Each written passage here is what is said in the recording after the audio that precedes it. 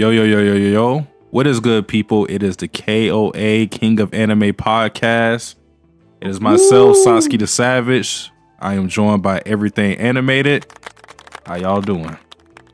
I'm doing pretty good, C's not here today. He's, let's just say he's under the weather.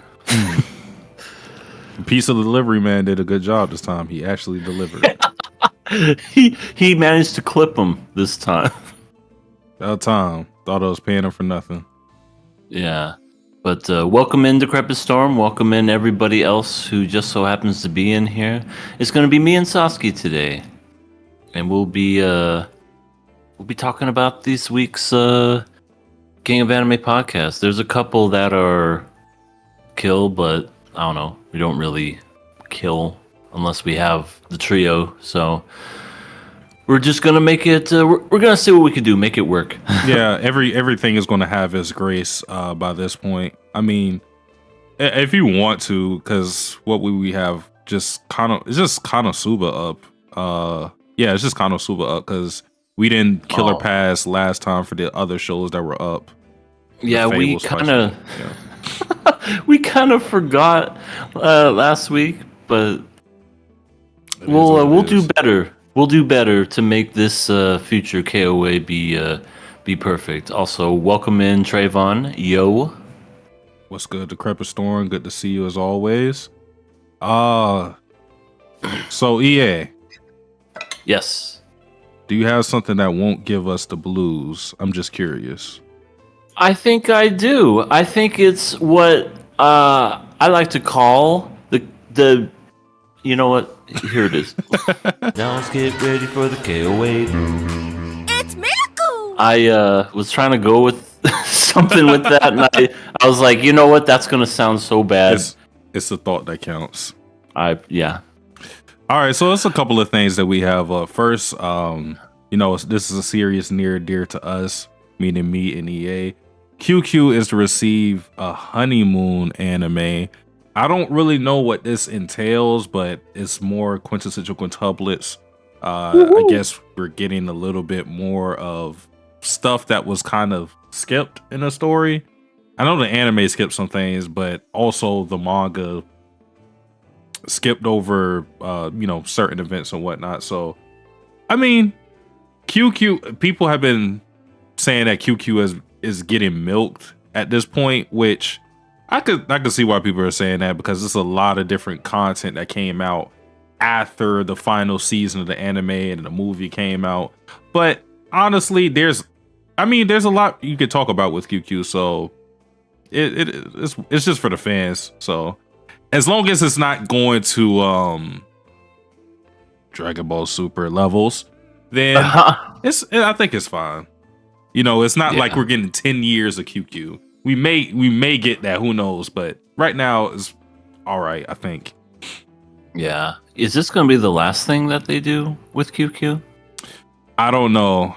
I mean, honestly, if he wanted to, he could go to the married life of the Quint he ended up marrying. I don't want to spoil if people didn't get to that point for whatever reason, but you could do something like that. Yeah. Yeah, you really could, but yeah, it'd be. I never watched the anime. I think I watched the first episode of the first season, and I gave up on it. It wasn't until you that told me you need to read the manga. Yeah, I'm like, read the manga. This is fucking. What does Satsuki know? And then all of a sudden, I read it, and I have never been more turned around by a series ever before than QQ. So, yeah, I don't even remember what they sound like, but I think I tried watching it before, and I'm like, in my mind, their voices sound different than what they actually casted. So I didn't care for Yotsuba. I didn't care for. There was a couple other voices who I thought didn't fit, but well, yeah, we always have that to look forward to. I may actually give it a try once it comes out. We'll see. In other news, let's talk about the greatest monopoly to hit the anime streets. Crunchyroll is increasing the prices for the Mega and Ultimate fan tiers, as well as shortening the free trial from 14 days to 7 days. So instead of, getting a new email account and allegedly creating a new account to get allegedly another free trial, instead of 2 weeks, you get 1 week. So either make more email accounts and use more credit cards or buy Crunchyroll. The price increase isn't that crazy. I think it's like $2, but $2 is crazy. Like, it's not crazy from an individual perspective, but it's crazy from a corporate perspective, because when you have a tier that goes from about like $12 to $14, that's a lot of revenue they're getting in now. That's a good percentage. So we saw this happening. So just like with anything, it always goes up. I did see that Crunchyroll's finally getting with the times, and they're doing what Netflix does, where if you have an account, you can have multiple accounts. You know what I mean? Like, if you have the streaming service for Netflix, you can go under your name instead of, because Crunchyroll's been like that for years, but then they recently made the switch, and that's probably why they're increasing the prices, where it's like, you think 4 people can share one? Well, now you're gonna have to pay $2 more. Yeah, it sucks, but it does. Hey. It's only a matter of time until they do the password sharing bullshit that Netflix did. You know how basically for years you could share your password. Like anybody that had a Netflix, you share that password, boom, it was golden. You and your whole family watched the whole thing, and it was great. But then they cracked that. I think it was last year. God, that was horrible, because I remember it was my girlfriend's aunt's Netflix, and the whole family was sharing it, and we were just like, no, it's gone now. Yeah, I mean, like we already said, once these companies get big and they're ranking in a lot of money, then they raise the prices and they stop being for the people. Because I know, like, we're living in a now where everybody hates Netflix, but there used to be a time where Netflix was the cheaper option for everything. Absolutely. There was, it was the alternative for Blockbuster, and even the alternative for Redbox, because Redbox, you used to go there, rent your DVDs and whatnot. Yeah. And even though that was still cheaper, Netflix had a whole library you can get into, and it included more than just movies, TV shows, and all this other stuff, anime. But things started to change. Maybe, how long has it been at this point? I would probably say things changed less than a decade ago. I would probably say 7 years, something like that. Yeah. I remember just Netflix when it first came out, and I thought it was a really neat idea, because this is before even streaming. They just would like mail you DVDs and stuff. I'm like, oh, this is really neat. That's really cool. I think it was, I don't remember when, but I remember like on my Xbox 360, this is when they first started doing the streaming thing, where it was like, if you have a Netflix account, you can also sign in to the app on the 360 and watch movies on your TV. I'm like, wow, really? And they were not bad movies. I was like, oh my God, movies, TV shows. That's where I first started watching Breaking Bad, was on Netflix. And I was just like, this is really neat. And everybody else copied it after that. Yeah. That's the blueprint, but now it's not too friendly, and it's gonna bleed you dry. That's how Monopoly does it, though. Yep. Then you gotta go the One Piece route. Yo ho, yo ho. Oh. Well, not us, of course. No, never. I know people though. Yeah, and we executed them, right? Mm-hmm. Yeah. That's why they're not here. Yeah. Okay. We're Netflix and Crunchyroll stronger soldiers. Yep. We simp for them. Decrepit Storm in the chat said, I made a new Crunchyroll account to get another trial 3 days ago, and then I got the email about that yesterday. So Oh does my that mean did they shorten your trial? Like, because you already did it before they made the change, right? So did they shorten your trial because of that? Was it like, because if you did it 3 days from 3 days ago, it would have been 11 days left. So they go, okay, give us our 7 days back. Only get 4 days left. Right, exactly. It's like, you know how we once said it was 2 weeks? Well, now it's 4. It's the scene from SpongeBob of Mr. Krabs rewinding the movie out of the guy's mind. Had to be the cheapest thing I've ever saw in my life. In other news, Tagashi teases the return of Hunter x Hunter. So if people are not in the new know with Hunter x Hunter, Tagashi is a habitual hiatus taker. So whenever Hunter x Hunter returns, it's always a big moment in the anime and manga community. He's a beloved mangaka, created Yu Yu Hakusho, and he's showing his storyboard, and he posts his tweets. We don't know when it's supposed to come out, like when the actual chapters are supposed to come out. But when he does come back, it's probably going to be only for a volume, and then he'll crawl back into his hole, and we'll start the cycle again. But it's like I said, it's good for the anime and manga community because it's just how big the series is, and how it always captures people when it comes back.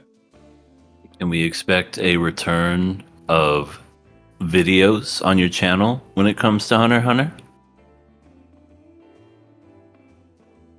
Is he talking to me? Yeah, I'm talking to you, Mr. Hunter x Hunter Sasuke the Savage channel. Well,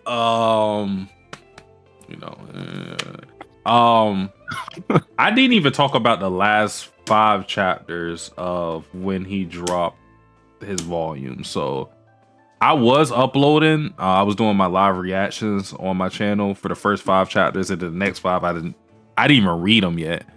And there was one video I have, but I didn't upload. I expect to talk about it on my channel, but it's really no promises. Yeah, I'm not going to promise anything, but you could maybe look forward to it. I won't count it out for sure. All right. Well, who knows when he's going to be coming back with chapters anyway, because I know he's announced that he's coming back and whatnot, but it's all a matter of time at this point. Yeah. And the last bit of news we have, or at least I have, is My Dress Up Darling Season 2 anime announced. Woohoo! It's a series I really enjoy. It's a series that you probably wouldn't expect to enjoy just from the synopsis. Shy boy, kind of eccentric girl cosplayer, and then he's making the cosplays for her. Seems like it wouldn't be up a lot of people's alley, but I think it's a cool story that just kind of teaches you how to be in tune with your hobbies, and just go for what you like, even if it may not fit your gender roles or anything like that, even if it makes you look soft or whatever, sensitive, whatever it may be. And it has romance in it too, so that's always a plus. So season 2 should be good. I don't know where it's going to end exactly. Usually with any 12 episode series, it's going to adapt 4 volumes, 3 episodes per volume. Yeah. And they've had enough time. Yeah, they've definitely had enough time now. Oh yeah. They definitely have enough to adapt. That manga currently is, I think, almost in its hundreds, or it is there. So they have more than enough to adapt. Yeah, that was another series that you got me into. In fact, you got us into it on this channel. And once again, I wasn't expecting much, but not only is the story good, I feel like when it comes to the character, Marin, she could have just been this basic tee I'm so cute kind of Garo and whatever. But I don't know, just the way that she's written is like, I feel like better than most. Yeah, I definitely feel like, this could have easily been a series where like not. Oh, you turn into a robot, EA? Or is it me? EA! EA! And that was EA! lost my virginity. What? EA! Oh my gosh, no, I'm a robot.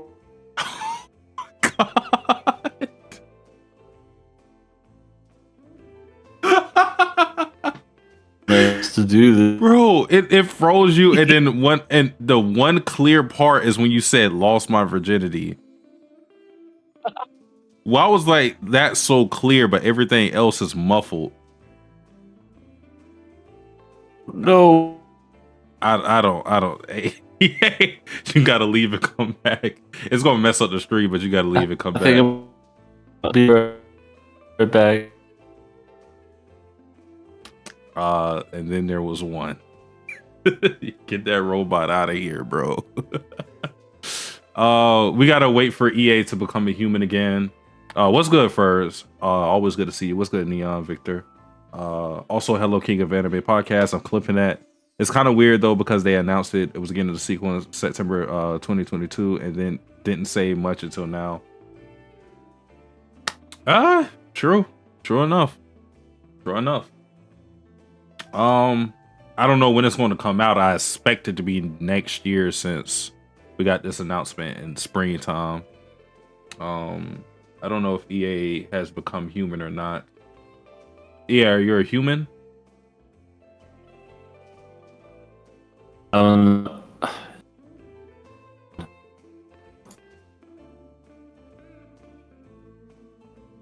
I good?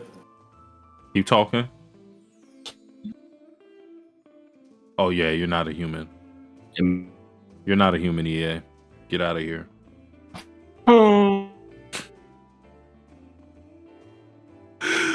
He may need to join on his phone. It's so crazy. I don't know if he said it at the start, but the reason C-Tactus isn't here is because of internet issues as well. So am I the only one that has alright internet? This is why you guys need to tap into our Patreon. If you tapped into our Patreon, which is only $1. I know y'all niggas got $1. If you tapped into our Patreon, all of us will have good internet. But because you didn't, now EA is gone and become a robot. EA. C-Tactus left, abandoned us. He's out in the woods, hunting bears and shit. If you subscribe to our Patreon, this wouldn't happen. Who knows? I might become a robot next. You know what I mean? Right. Are you a human? Do I need to give you a verification check? So. Oh no, you're not a human, EA. Try. Jesus. You maybe had to try. Either you're gonna have to try to restart your PC or try to join on your phone, or you can restart your PC and join on your phone while you're doing that. That might do that. Might work. Wait. Hey, well, let me hold it down. I think C just went out to get milk. Yes, just like my uncle. Well, that is it for the news. So we'll put that to a close. We're gonna try to stall for time while EA hopefully comes back on his phone. But the current topic right now is Fate Stay Night. I cannot spell. I really cannot spell. Fate Hello? Stay Night. Oh my god. Is this the the request hotline. Hello, is this that guy? This is that guy. I'm calling. I am calling to request to play the new song by 50 Cent.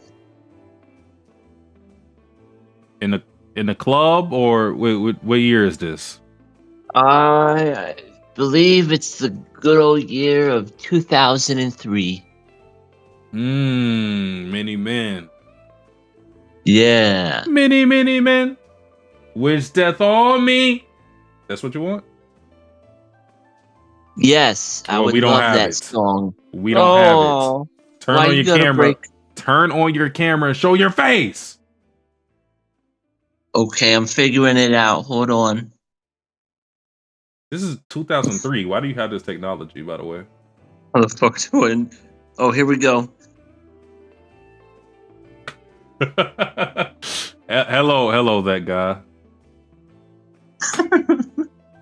The audio is like a little weird, but I mean it's working. Yeah. We'll see when your PC boots back up. Yeah, it's slowly booting. It's a slow boot.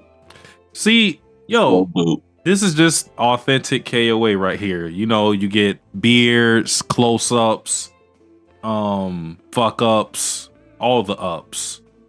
You know? What the fuck just happened to him? Yo, what is going on, dog? What the fuck was that? Is he back? Okay. Oh, you're back. Please tell me this. You're No. back. Do I sound good? Keep talking. My name is Philly Cheesesteak, and I Yeah. am talking Yeah. Keep going. like everything's good. Yeah. Oh man, this is a disaster of a show.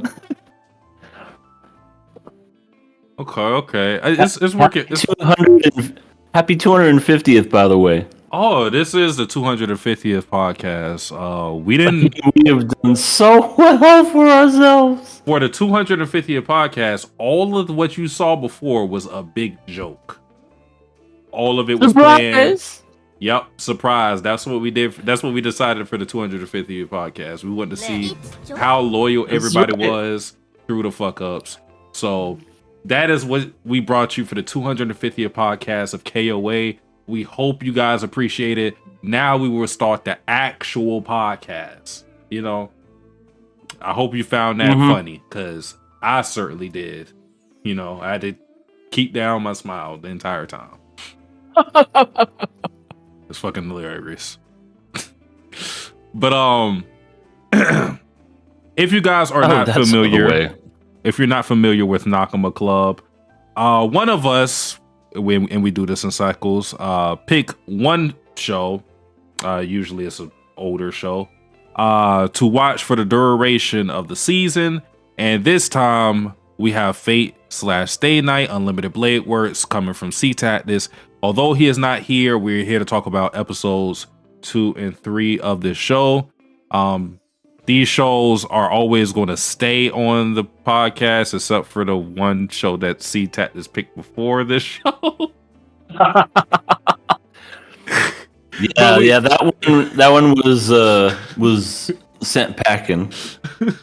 But we promised it has stability most times, you know, except when it doesn't.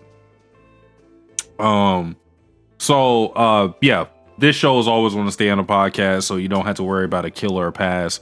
If you want to know how the kill or pass thing works for all the shows, we do it in 3. So every third episode, it's really 25% of the show, but every third episode, that's when we decide to kill or pass. And since we are not whole as a podcast, we don't have our third member. We're not going to do any kills or passes. So everything has up until the halfway mark of the series. So we're going to watch everything up until episode 6. So yeah, you have some stability, but I don't imagine that we're going to drop any of these shows. So yeah, Not anytime soon. So Fate/Stay Night Unlimited Blade Works. this is a show I watched in the past. It's more a C show, but EA is watching this for the first time. So as always, we got to ask him his opinion on what he felt about. Let's try to keep it to episode 2. Let's try, but if you end up talking about episode 3, it's fine. It's cool, yeah. Hopefully I don't become a fucking robot anytime.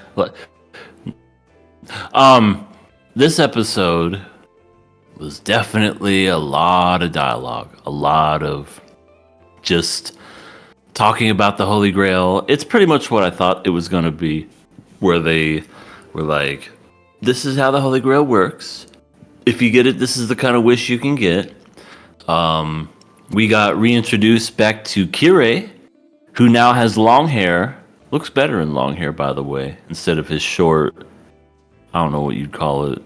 He just had really short hair. But, yeah. It was interesting seeing him, especially when you know what he did to Reen's dad. That's it's always just in the back of your mind, especially when you know what he did. You're just like, ooh, if only she could like see into the past or something, she'd know. You just gave him a little poke, you know. You poke people on Facebook, right? Not in a long time. You never poked anybody on Facebook? Oh no, I have. It's just been forever. But I just remember that was a thing. He poked you. Now you poke him. You poked back. What feature was that? I used to hate that. Now, like when I was younger, because I was on Facebook when I was in middle school and high school. When I was younger, I never understood what was the point of a poke. I used to be like, okay, I poke, you poke back. What the hell is the point of this? But it's like a way to entice someone to start a conversation. You know, it's like, hey, I want to be friends. Let's communicate. I never knew what to do though. I was like, oh, I used to get the poke. I used to be like, get your hands off me. Like, I would not poke back. Get away from me. No poking. Yeah. But that's what Kirei did to what's his face? Reen's dad. He just poked him. He didn't poke back. He poked him a little too hard. He should have poked back. He poked right through him. Oh. Yeah. He poked right through him till he made a hole. That was a little too aggressive. A little. Yeah. Yeah. But he was essentially telling Shiro, yeah, you could waste all your little seals and bow out, or you could stay on and get the Holy Grail and try to get a wish from it. And he also made reference to his old, I guess, master / adopted father or whatever, where he made a wish and then that whole thing happened. Where he was referencing Kiritsugu. Oh, I'm sorry. Yeah, that's what I meant. Kiritsugu. Yeah. Because he did make a wish, and then that whole city paid for it. And they were just like, this is not what I wanted. And it's funny to think that because he believes that Kiritsugu got his wish, but we truly don't know.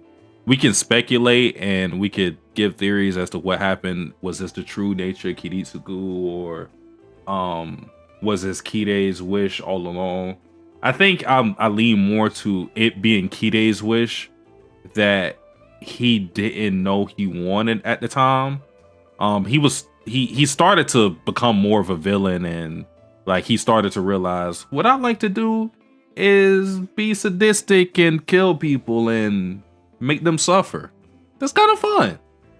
So the Holy Grail was like, oh, well, let me burn everything and start another war in 10 years or so. That sounds like fun, right?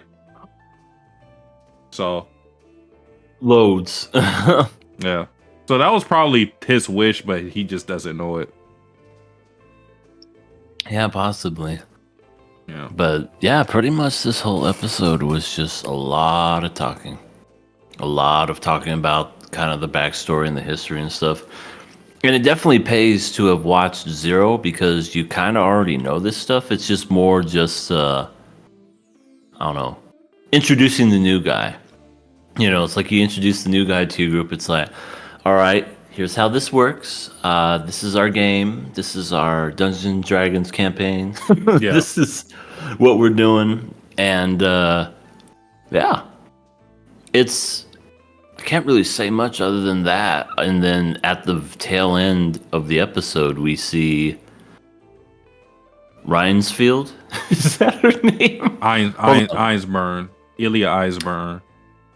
I was so wrong. Yeah, Ilya Einsburn and the new Berserker. Mm-hmm. That looks like fucking like Ganondorf from Legend of Zelda. It's pretty cool looking. Definitely, I wouldn't say it's like an improvement or whatever. It's just different because the Berserker we got in Zero was like a crack addict, just like going insane. Just it literally has the violent shakes, just like that's the Berserk from Zero. And this one, I don't even think he hardly makes any noise. He's just very silent and strong. Yeah, he's just Like, whoa. He's just like Mr. X from Resident Evil. He's just like, Oh, I'm just gonna beat your ass. That is a great comparison. That is literally what he's like. Without the hat. But, yeah, it's that was pretty much entering into the third episode, but yeah, the second episode we got to see Reen in her she doesn't really give off that she's like mean or anything. I feel like it's kind of like what C said, like she always gets like thrown in with the whole Sindure package and whatnot, but I feel deep down she's very... What is this? Oh my god. See, tactics? You ruined the stream, right? See? See? Is this a phantom account?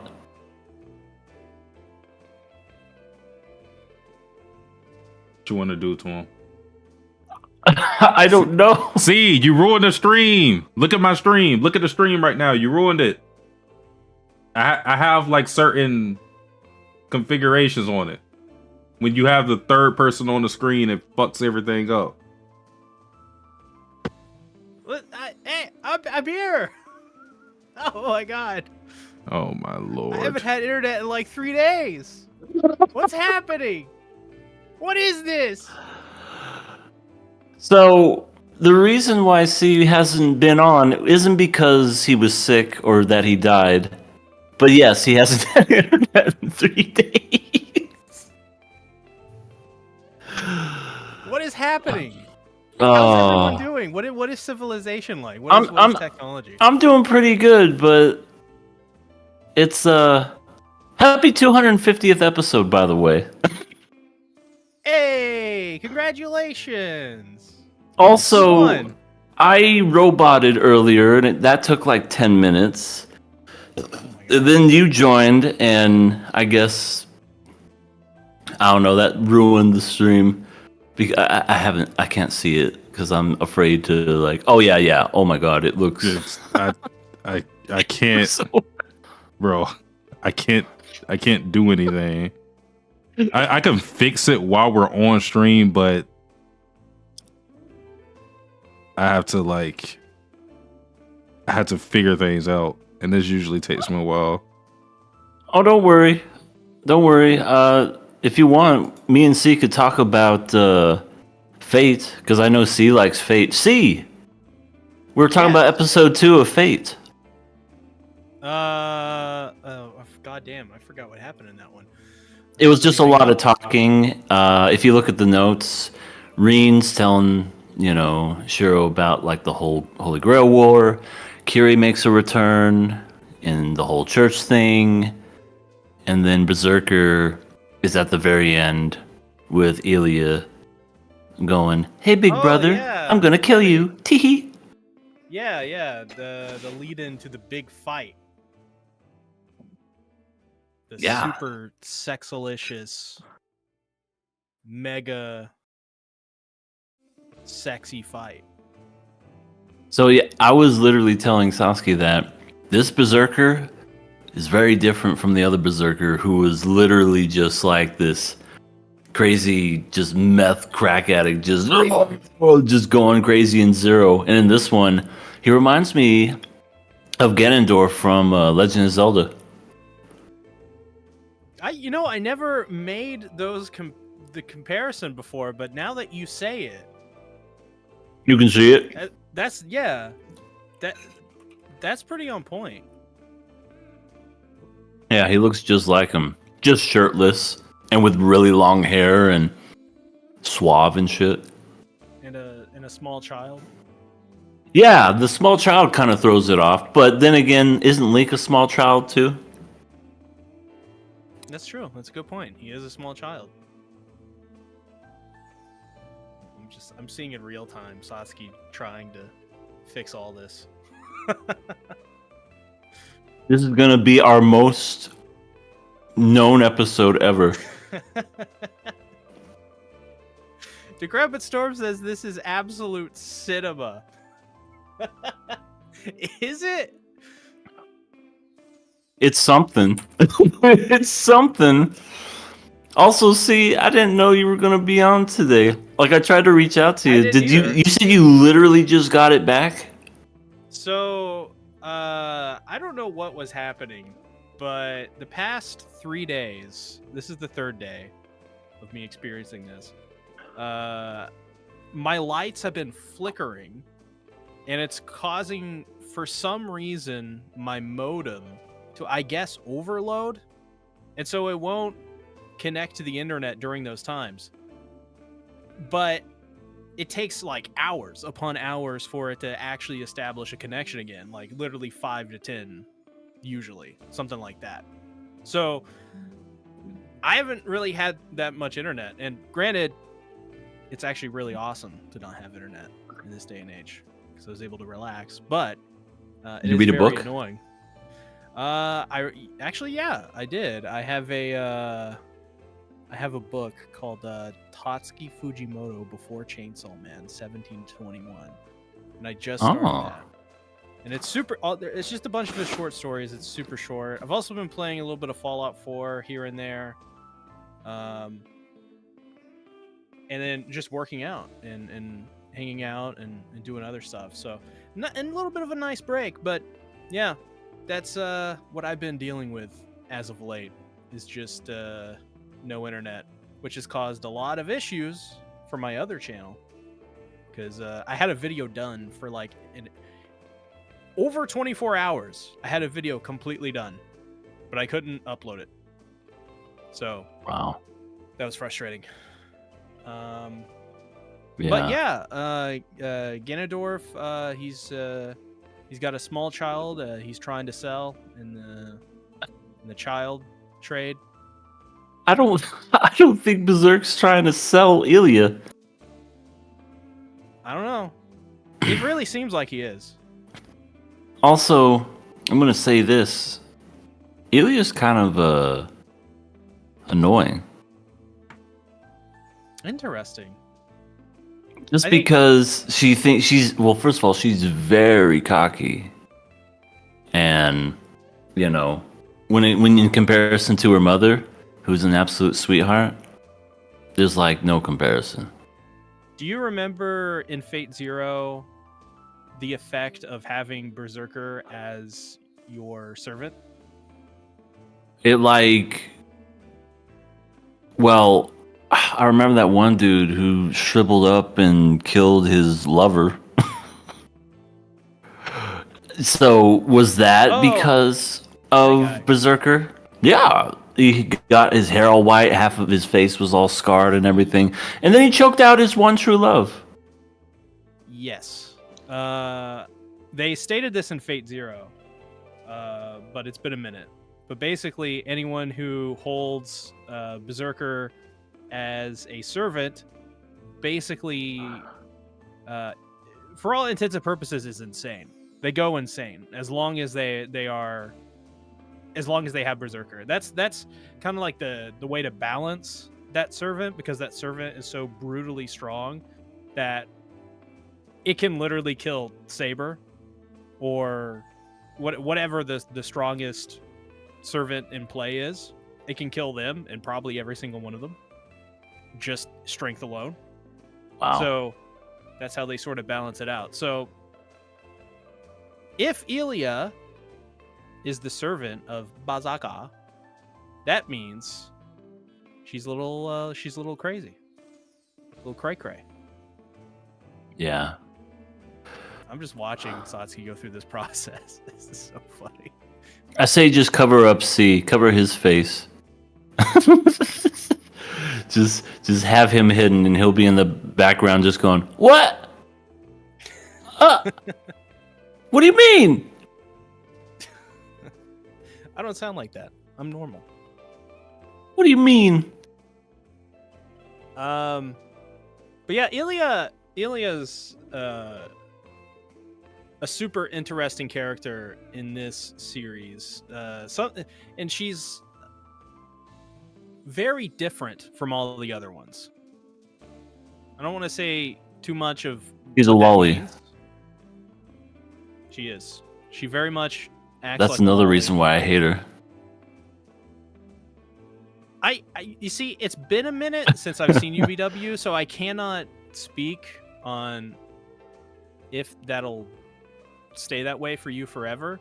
But I do remember, I don't know which arc it was, where I was like, oh, Ilya's kind of an awesome character. It may have just been Fate Zero, because it's been a minute. Mm-hmm. But a lot of people like Ilya. She's sort of like a fan favorite character for various different reasons. Really? Interesting. She's really good in Heaven's Feel, too. I think you'd like her in Heaven's Feel. That's a movie, right? Yeah, it's a trilogy of movies. It's 3 movies. Yep. It's Dang. it's sort of like the sequel to Fate Zero, because it has a lot of characters from Fate Zero. Oh. Oh my god, Satsuki, you almost got it. You got it. It's perfect. This is the best I can do. Yeah, that's fine. We're just gonna have to see ASMR. It's all right. Yeah, people are gonna But- be confused about the disembodied voice. Yeah. Well, no, they'll know. They'll know. It'll be like, oh, it's the furry. Okay. Just put like a text on the screen that just says "on the phone with C Tactics." Furry in progress. Wait, I'm not a furry. Okay. Oh no, even better. Vladilena Lover. Wait, no, that's not true at all. Listen, I've already proven myself innocent multiple times. Yeah, I mean, if you say so, good sir, but this is definitely our best show. It's almost been an hour, and I kid you not, we fucked up earlier. Well, I did. Sasuke did nothing wrong. It was just me. And then you came in and crashed the party. What's up, guys? Hey, how's it going? I seriously weren't expecting you to get on. Because I didn't hear from you all day. Yeah, I haven't had access all day. There was at one point today where, like, I was online, but I didn't have access to the actual internet. I don't know how to describe it. Like, I actually could load some things up, but it was so slow that it was unusable, I think. Yeah. Oh, Decrepit, please don't say that. Decrepit says, see, if your connection goes out, Sasuke will have to fix it all again. Don't say that, please. Oh my god. Oh my god. Streamlabs desktop, beautiful, performant, and feature something. Oh shit. It's the thing. The Woohoo. thingies. It's us. That's how you know C is here, because you just see his tiny little emoticon. Yeah, it's true. It's very true.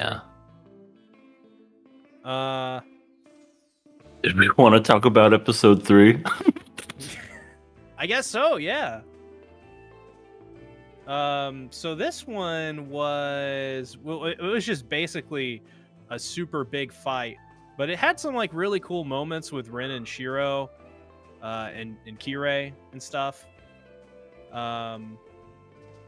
Really, honestly, what are your thoughts, EA, about the end, like, of this episode where Archer standing like somewhere in Fuyuki City is Dude. so good at hitting really long targets because his vision is so good that he shoots.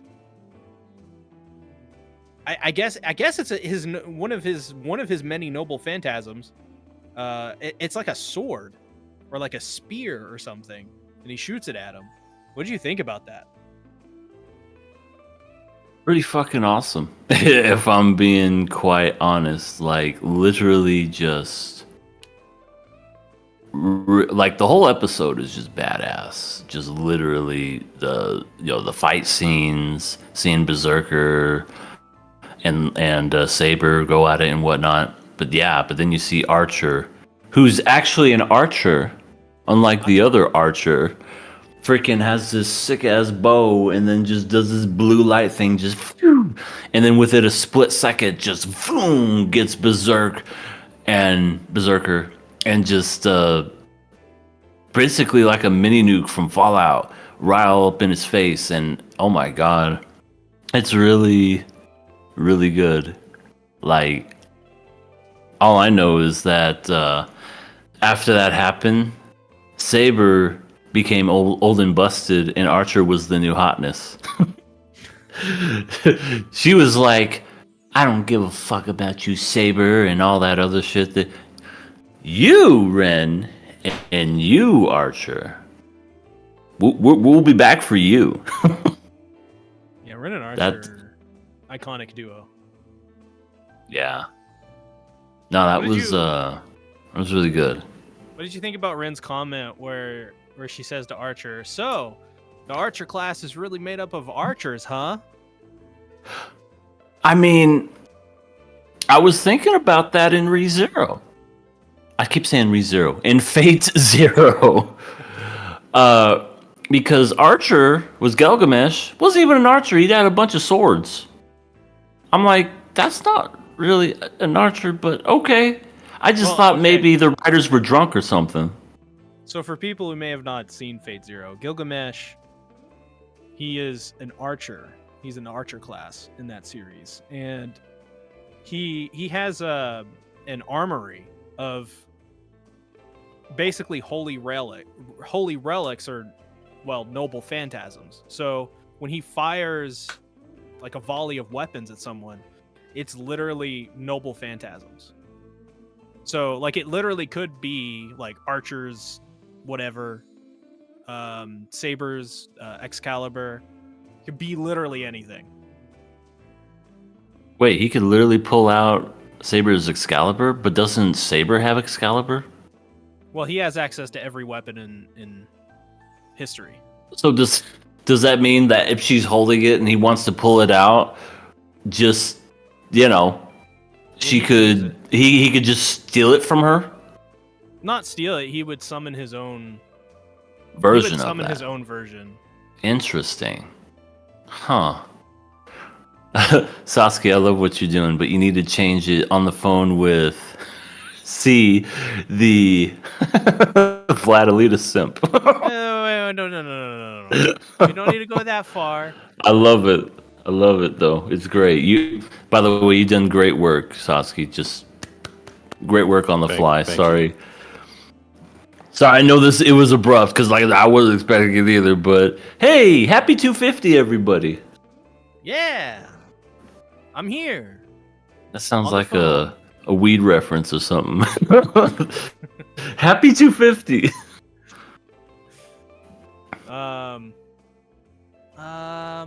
As well, what did you think about the kind of the moments between Rin and Shiro, especially where Rin is like, you buckethead, get into all this shit and you're gonna kill yourself because I want to be the one to kill you instead. and she like literally pins him to a tree. What did you And then think does the about arm thing. Yeah, yeah. Does the typical like, hey girl, but in this case, hey boy, what are you doing trying to save my life? And Chiro's like, you're a woman, and I want to save you. Oh yeah. Well, he also later in the episodes he after the explosion he holds on to Saber's hand and Saber's like, Shiro. Oh yeah, What's that? Stop, you bitch. is that a sword in your pocket? Or are you just happy to see me? Let go of my hand. There's a part of me in my head, like I know Shiro is doing it because he has trouble with females having their own independence. But a part of me He's in kind my of head thinks sexist. he was scared. Yeah, he doesn't. Saber, please hold my hand. This is really scary right now. I'm quite literally freaking out. What if that's the crux of his whole character, where he can't let the women do things because he's scared without the women? I just look at it as he's probably just sexist. No, I'm gonna. Well, when you put it like that, I kid. He's not sexist. I definitely feel as if he's just confused, and probably in his lifetime he's never seen somebody do what Saber does. Because man or woman, if I saw somebody do something what Saber's doing with the flips and the invisible sword and all that other shit, I'd literally be like, whoa. Like, to be all honest, I probably wouldn't even step in. I'd be like, seems like you got it. I'm good. I'm just going to sit back and let you do your thing. Well, I think the next couple episodes also sort of shine some light on why he thinks some of the way he does. So that'll be fun. But yeah, so he's an interesting guy. Yeah, definitely holding the hand. He's officially married to Saber now. Because holding hands is the last step. Well, that is, in my opinion, the true ship. disgusting. Well, how's that make you feel, Saber? I mean, see, now that Saber's off the market. He's probably Well, wearing a you Shiro see- t-shirt right now. You remember? Oh God, I think I have it somewhere on this computer. But do you remember that Sugoi Dekai show with the girl, the watermelon head, and the big boobs? Watermelon Like head. Uzaku-chan or Uzaki-chan, I think. I remember Uzaki-chan. Uzaki-chan. Remember? Is that her the short shirt? girl with the big boobs? Yeah, with the Yeah, gray remember hair. her shirt? Yeah, I remember her. It said Sugoi Dekai. Yeah. Somebody photoshopped it, that Sugoi Dekai thing, to be on Shiro's shirt. Oh, I found it. It's right here. It's hilarious. Huh.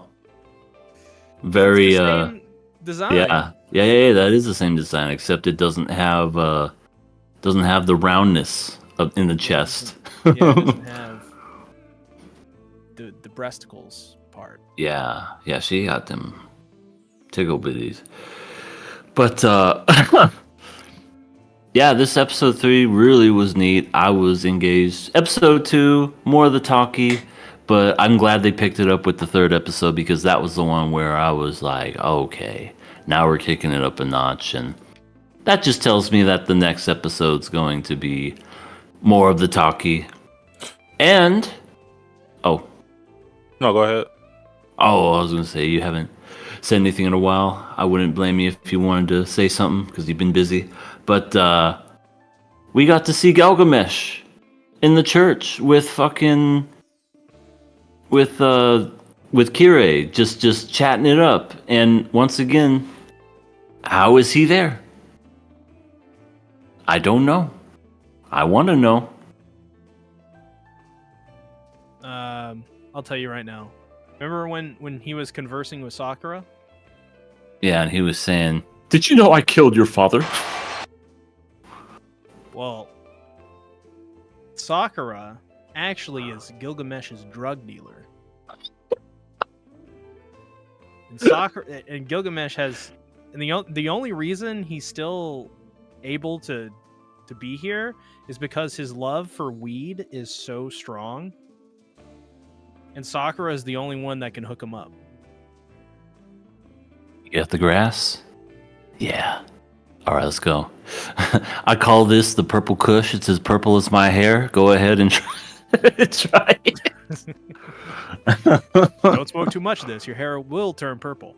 And you will Nathan not does. you will never forget. No, let me rephrase that. You will forget how to use your gate to Babylonia.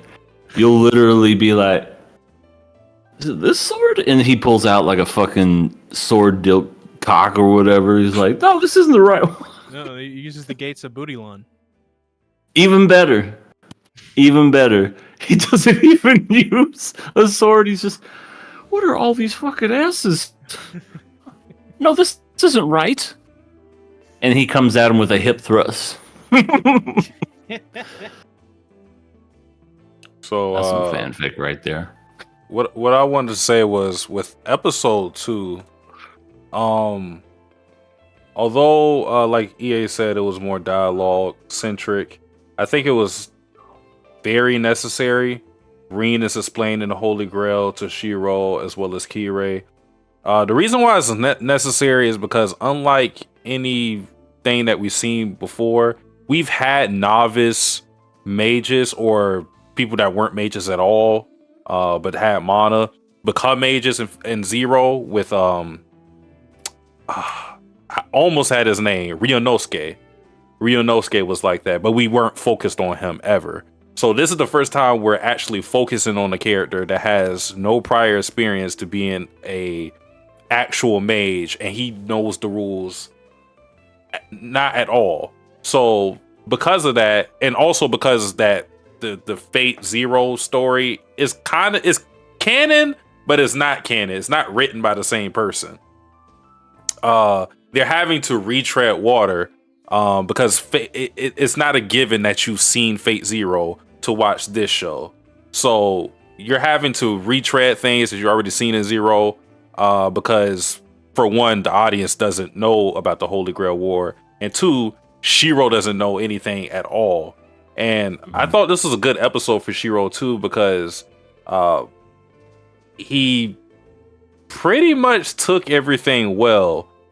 For a normal person to, hear the things that he's hearing and kind of he's asking some of the stupid questions that he needs to ask, like what would happen if I use all my command seals? What would happen if I just decided to get out of here? All these questions. He got all the information, figured it's better to fight since he doesn't want another incident that happened at the end of the 4th Holy Grail War, and decided to fight. Now he's going to do things his own way, of course. He's not going to be a traditional mage, but Holding hands. I think it was a good episode for Shiro because, like I said, he's new to all of this.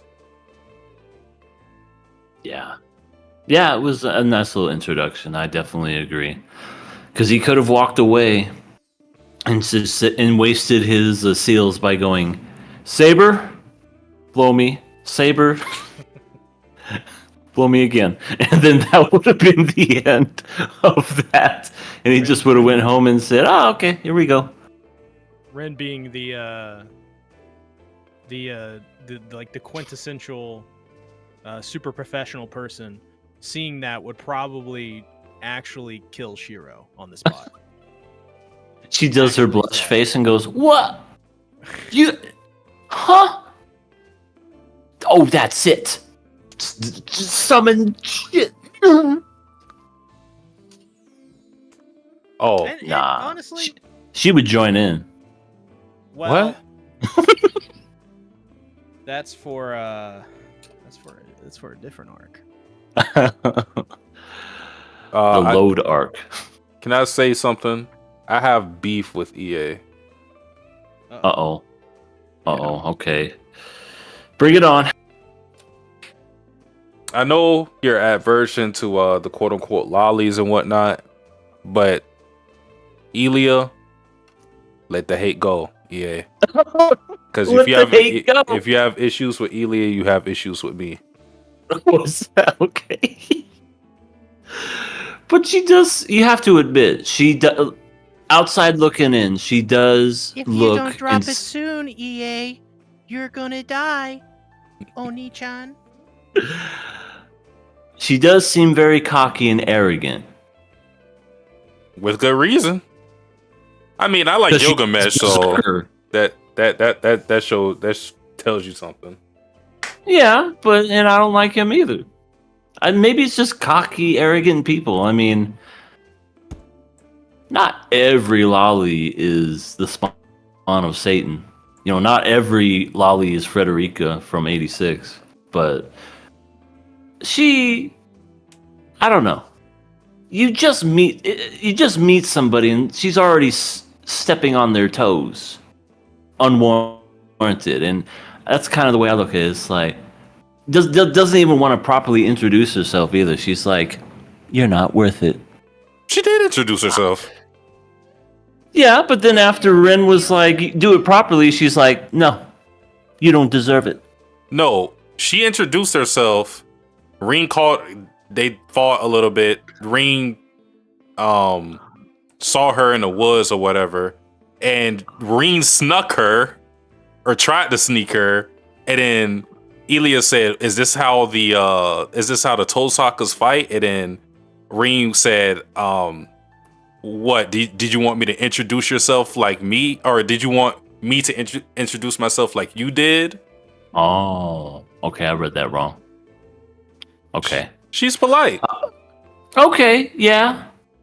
Still cocky, but she I will give her that. She did have the proper exchange, and she doesn't hide. She kind of comes out. I'm definitely starting to warm to at least that part about her, but I'm just gonna need a little bit more. So far, She's got a cute hat. anyone could wear that hat. Her mother wore that hat. She's got cute boots. Again, mother did the same thing. She probably got it from her mother too. It's like, pick these clean from her dead corpse and just wore them. She's doing pretty good for herself, though. I Pretty good for mean, herself as a mage.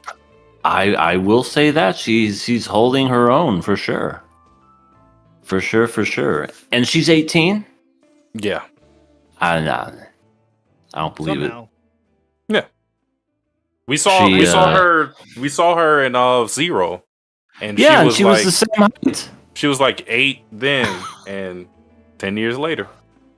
She didn't grow an inch. She's literally the same height.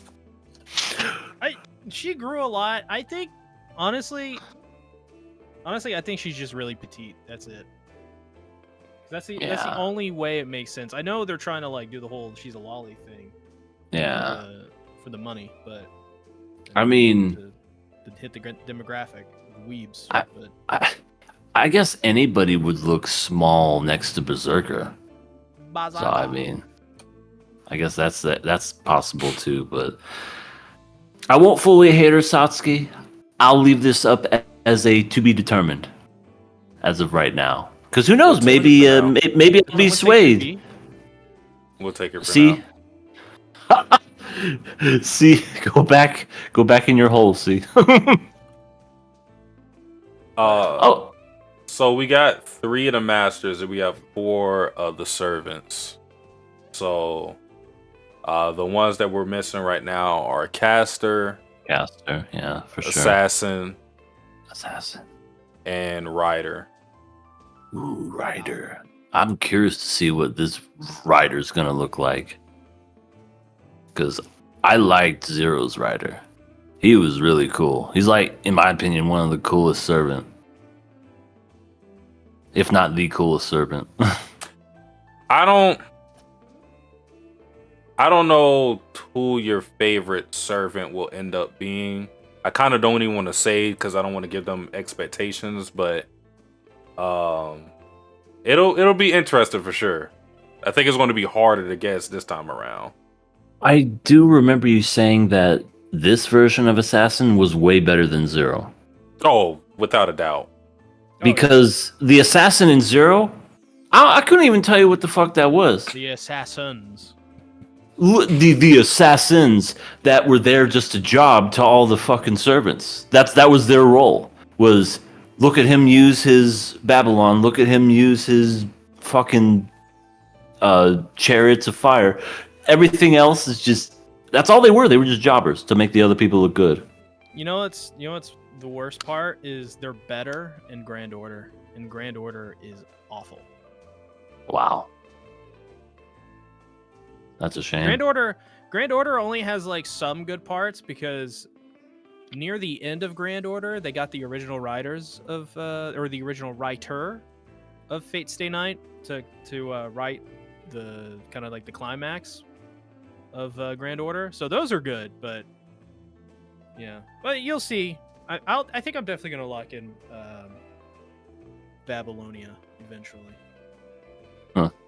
You're just gonna lock in all Fate. We'll know what to expect every time. Seems to work really well for this show. Yeah. So, pretty much last thing. What do you think is going on with Berserker EA? We saw him take 2 attacks that seemed like they should have been fatal. The Saber attack, the Archer Noble Phantasm. What exactly do you think is going on with him? I almost want to say that maybe his Noble Phantasm is whatever his shield is. He's just got a really strong, powerful shield on him because Saber couldn't do shit. Well, she did, but then just regenerated. Same with Archer, regenerated. So maybe not a shield, some kind of regeneration could be his Noble Phantasm. He's strong, and by his strength alone, he don't need the Phantasm or whatever, but I say the regeneration is his Phantasm.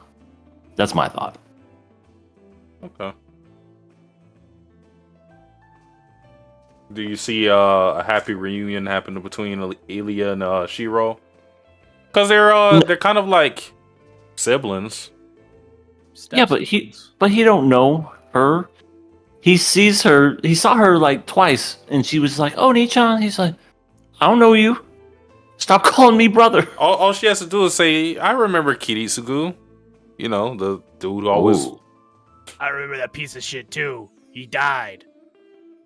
Wow. Funny thing is, they could You got smoker's voice. they can describe him by just the clothes he wears because he never got out of that coat. He never changed his coat. He never bathed. Ew. No wonder he died young. Oh well, there you go. We found it. It wasn't the smoking, or the stress, or the trauma, or the broken heart, or his entire family dying. No, it's because he really, really identifies with power. Yeah, that'll kill anybody. He got with power and died.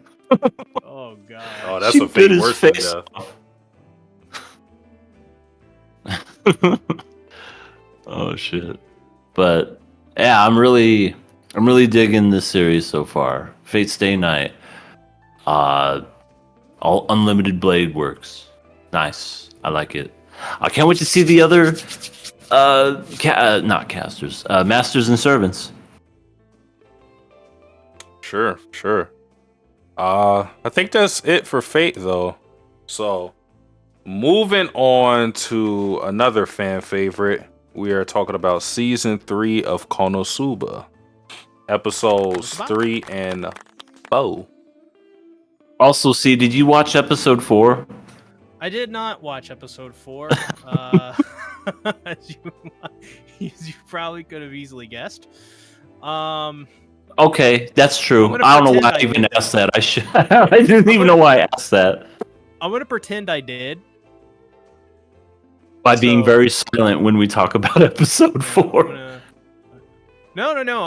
I'll jump in. I'll definitely pretend I watched it and nod along. Nod. I'm nodding right now. Okay, cool, perfect. I mean, they'll never know. They'll never know. No, But you never know. but dude, so Kazuma gets stolen and lives the life of luxury in a castle. Not a bad life. Yeah. Except, except he's kind of a dumbass. He's kind of Just a little an bit. idiot. Just an idiot because he was there. He was thinking about going home, but then he was like, I could stay at this castle forever. I don't want to go back to all those losers and Axel. I'm gonna stay here in the castle. The funny thing about Kazuma is the way he acts, he would be a noble that they would despise. Yeah, for sure. For sure. Oh my god. Especially when he stays in bed and the maid's making the bed and he's just like staring at her the whole time, just going, yeah, make that bed. I formally Make that believe fucking bed. that if he stayed there for another 2 months, someone would have tried to assassinate him. You're probably right. Somebody would have poisoned him in his food and he would have fell for it. Yeah, he would have. If he would have been served food by an extremely gorgeous hot woman, he would have been dead that second. Like, no questions asked. Especially when they were like tired of him, just been like, yeah, tonight, you're gonna get it. And sure enough, yeah, I agree. But he told very sweet, innocent stories. Come on. Oh yeah, like when he was trying to tell Iris about how darkness was naked. Such innocence. Oh. I don't know what's going on with Kazuma this season. I don't know if it's something I'm just paying attention to, or it's because it's been a long time since I've seen KonoSuba. But what the hell is going on with this dude? Because that episode 3, he's constantly blushing because Iris is calling him Oni-chan. I have no idea what the fuck that scene was going for. I don't know if he was doing that because that's something he's been craving to hear because he was a big brother in his his previous life, or if it was supposed to be some weird fetish thing. I'm not entirely sure. Some weird pervy worvy. Yeah, I think he got off from it from a like a power perspective, and also sort of like because he is a weeb, so he probably sees a lot of that, and he probably overestimates what having a sibling is like and being called Oni-chan is like. But he's absolutely a pervert. Well, there's some weird sexual thing going on there. That's been made abundantly clear with every single episode. Oh yeah. Going all the way back to season 1. But in this season alone, sniffing you fucking dirty underwear, talking about Megamine, thinking it over, going, oh god, oh god, oh god, oh god, oh god, oh god. Doing the fucking lurk in was it this episode or the other episode? That was the next episode when he was groping Chris. Yeah. And then did the whole gotcha. It's me. I'm holding you so you won't escape. Yeah, they keep up with that bit because that happens every single time. He takes her panties like every other scene. I swear to God. But yeah, he was milking that whole staying at the castle for everything he got, because after he got done being a I don't know, big brother / playmate, because he was actually playing he was paid to do the hide and go seek and all that other stuff because he was done telling stories, because originally he was supposed to like leave and whatever. And then the one time he gets up out of bed, what happens, Satsuki? I mean, that's when he does the striptease thing. He just goes, "Oh yeah, here we go. Gonna make this bed." I'm all blurry. Gonna make this bed. Gonna do this. Gonna do that. Door opens up. Boom! There are the ladies. There's Darkness, Megumin, and Aqua. I shouldn't be surprised by this, but Darkness refreshingly has been the mature person in the party. Like I said, it's not really surprising because Darkness's whole thing is she's just a masochist. So in other instances, when she's not doing that, she's pretty normal. And while everybody else is kind of just on the extreme side of dumbass most of the time. Megumin can sometimes be mature, but yeah, usually she's in Chuny mode. But Darkness has played the straight man to everybody's antics thus far in the season. I feel like that says a lot about her character as far as where she comes from. She's nobility. She's La Latina dustiness or whatever her name is, and I forget her damn name. Great, I just know her as Darkness, but I feel because she was born up proper and raised to be a certain way, it totally makes sense why she's a masochist. You know what I mean? Like, she couldn't do certain things, she couldn't fulfill certain fantasies, so what better way than to break free of that than to be a weirdo like she is? So, yeah, I can definitely kind of see that, why she's like the number one, because when she's around people that are just like her, she's totally fine. But when she's alone with Kazuma and the group and everything, she's a freak. Yeah. Yeah. And it sells merch. Yeah. Dummy, I didn't mean to say that like that one song. Do do do do do do do do. Yeah. Heaven, let your light shine down. Oh, you were singing that. I was thinking of a completely different song. Satsuki's dead. He's back to life. Damn. Back. Tragic. What will we do? What else happened to that episode?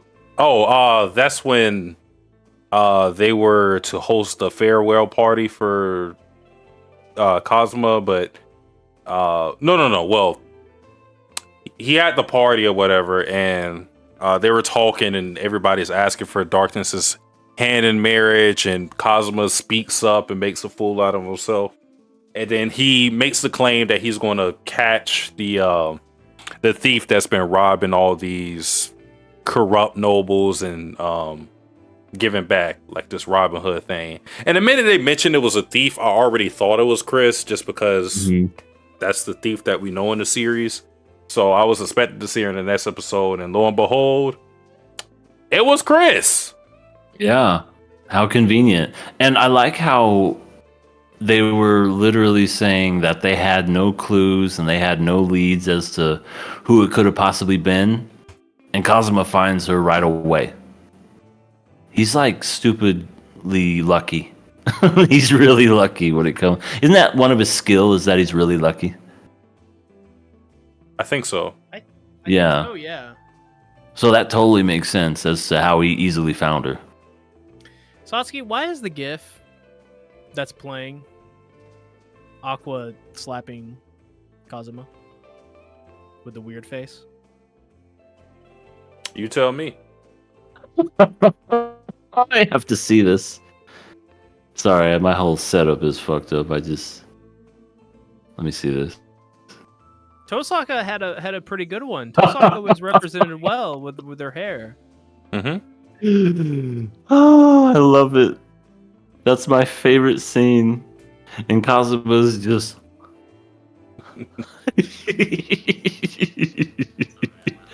Listen, you don't ask questions about perfection. You just appreciate it. Right. I'm not gonna question that. That is perfection incarnate. Wait, who is perfection? The GIF. Yeah. The GIF is perfection. I thought you were gonna say Aqua. Would have been a little. I mean, absurd. I won't go that far. Yeah, I'm not No. like ruler, as the Crepus It's Torn like acutely states. Um. So yeah, that episode was I mean, it was some good stuff with Kazuma and Iris. I guess that was the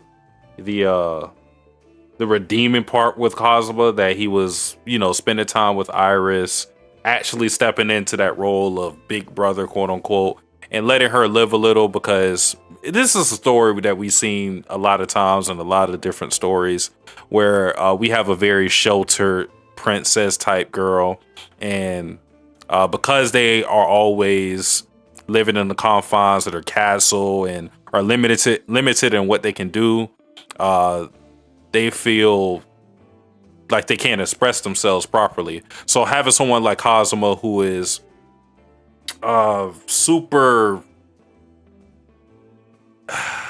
he's out there, he's rude, he's going to speak his mind, he's not going to act like any other knight or retainer or noble that she knows of, because he's not going to play the game politically. He's just going to be himself regardless. And that was something that she appreciated about him. And she even said as much, that she was jealous of Darkness looking like she was having fun because of that party. Yeah, it must suck being a noble. It just seems like it's just boring. Yeah, but then too, if that's the only life you know, then it only becomes boring when you get a taste of a different life. That is also true. Because when you look at Kazuma, you see how he was acting, how he wanted to kind of just live as a noble. But I think eventually he would have got tired of that. It's kind of like, you know, the grass is always greener on the other side. Like, you don't really appreciate things until you're removed from them. Yeah, it's kind of like that age-old story too, The Prince and the Pauper, where they, you know, they look exactly the same, but they switch lives. One's really rich and one's really poor, and then they like it at first, but then, you know, there's pluses and minuses, cons and pros when it comes to each, and then they realize, you know what, I like what I have, but I appreciate what I have now. Mm-hmm. And I've always liked that story, just because it's just always told that unique story of just like, as you say, the grass is always greener, but sometimes you're more familiar with what you know. Yeah. There's a great anime film, and I've covered it on my channel if anyone wants to check it out. It's still up. There's this film called Princess and the Pilot, and it's very similar to that story, EA, but there's a little bit of a twist on it. Okay. And I think it's a really great film. And if you like that, and I think Princess and the Pilot, and it's a movie. Mhm. Okay. Very underrated. How old is very well produced. Is it? How old is it? I don't Let me even think look it it's up. 10 years old yet. You said Princess or Prince? Princess and the Pilot. Princess and the Pilot. 2011. Ah, okay. Hour 39 minutes. Okay. Adding it now. We have the certified aqua lover in the chat, Light Ruler, who says the aqua laugh is more iconic than the slap gift. Appreciate your expertise and input, Light Ruler. Yes, thank you. If we have any questions regarding Aqua, we know who to go to. So episode 4 is just Kazuma. He ends up getting posted to Dr. Eggman's house, whatever his name, Al Derp. Oh my! Al Derp. Well, you see, His name is thought actually this Derp. episode- I thought this episode was really interesting because Oh my god! typically you only see Eggman and Sonic, so I thought it was a really cool crossover. You know, it also could have been a reference too, because there That's some was parallels. another. Yeah, there was another in One Piece. Eggman's in One Piece, but it's not actually. Eggman, I fucking so- saw that. It's a weird Yeah. dude with a hat on his head with a fucking tea and a saucer. He's drinking from it. Very So weird. I just wonder. I just wonder if this means that maybe Sonic or Shadow is going to show up, and you think maybe to tie it in with the Sonic 3 coming out and stuff, maybe get Keanu Reeves as Shadow in there a little bit early to show off the potential. Good crossover though, all around. Great episode. Absolutely. Yeah, but I love the part where they go into Aldurp's house and mansion, more like it, and they kind of like overstay their welcome and whatnot, which I love that part as well. Everybody's just kind of doing their thing and whatnot. They did that so quickly. They really did. Well, living with them, anybody would have overstayed their welcome. It's like, it's been 3 fucking days. You gotta go. But the bathhouse scene where Kazuma is like, that's a see-through window, you fucking perv. And Aldurp's like, you want to see it too? Like, basically kind of saying, don't tell nobody, but please, if you want to join in and see, let's do this. It's like, no. But then secretly he's like, yeah. What is that smile? Yeah. He definitely was down bad, and he kind of made Aldurp feel a little bad because of the fact that he was like, I've already seen Darkness naked. I don't need to see it. And he was just like, oh, how dare you? And then that's when Darkness steps in and cracks their skulls. Which, like I said, again, Darkness is the mature one. She's whooping up on that ass this season. She really is. She's just like, finish that sentence. What else were you going to do? KonoSuba? hit the call card. Yeah, they did. They did. It was quite hilarious. But I guess as we mentioned earlier in this podcast, was that Chris was found out to be the thief. Kazuma caught her, grabbing the boobs, not wanting to let go. But I guess Chris had a reason for stealing stuff. But the funny thing about all that is Kazuma was like, I don't want to know. No. I don't. I just don't tell me. Don't tell me. And he's like holding his hands to his ears, going la la la la la. No. She's like, it's important. I don't care how important. Don't tell me. That's a guy who does not give a shit. But so that she could get away and he wouldn't have to like be responsible for catching her, he was like, go ahead and like use the bind spell and like tie me up in rope, and then you can leave. And she's like, okay, you got it. And he's tied up, and the best stuff ensues after that. This is why Aqua is so funny to me a lot of the times. She a lot of times, I mean, you could just say she's not really smart, right? But whenever it comes to taking advantage of someone, her intelligence it spikes. It fucking spikes.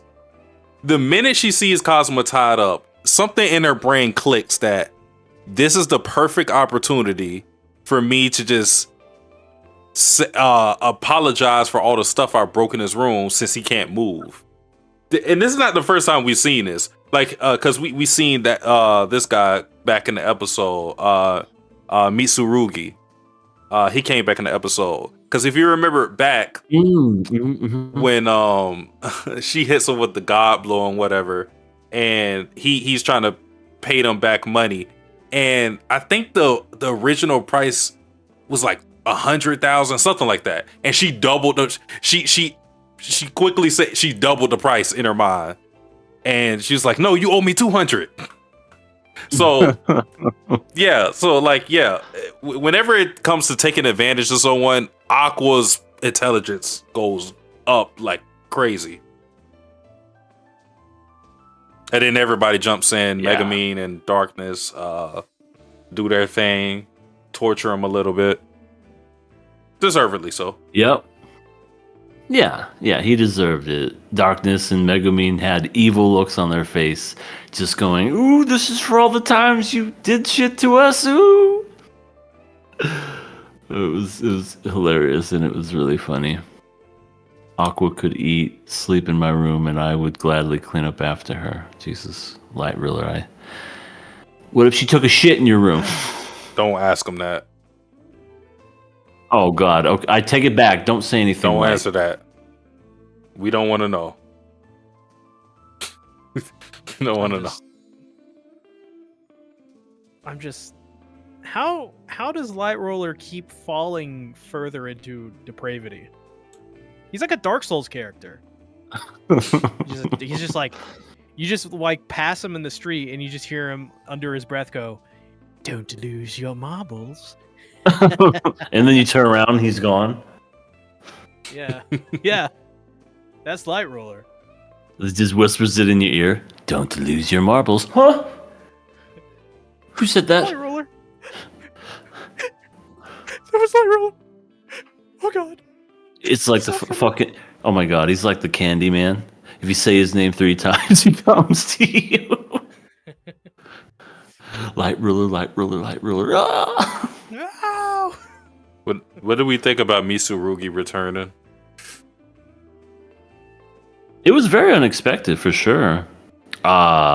This is my reaction. Oh, that's your boy. I have no idea. I like him because Hachiman is his voice. Like you can hear him and you're like, that's Hachiman. So I appreciate the voice actor. Or more recently reference, you could say Lloyd Forger.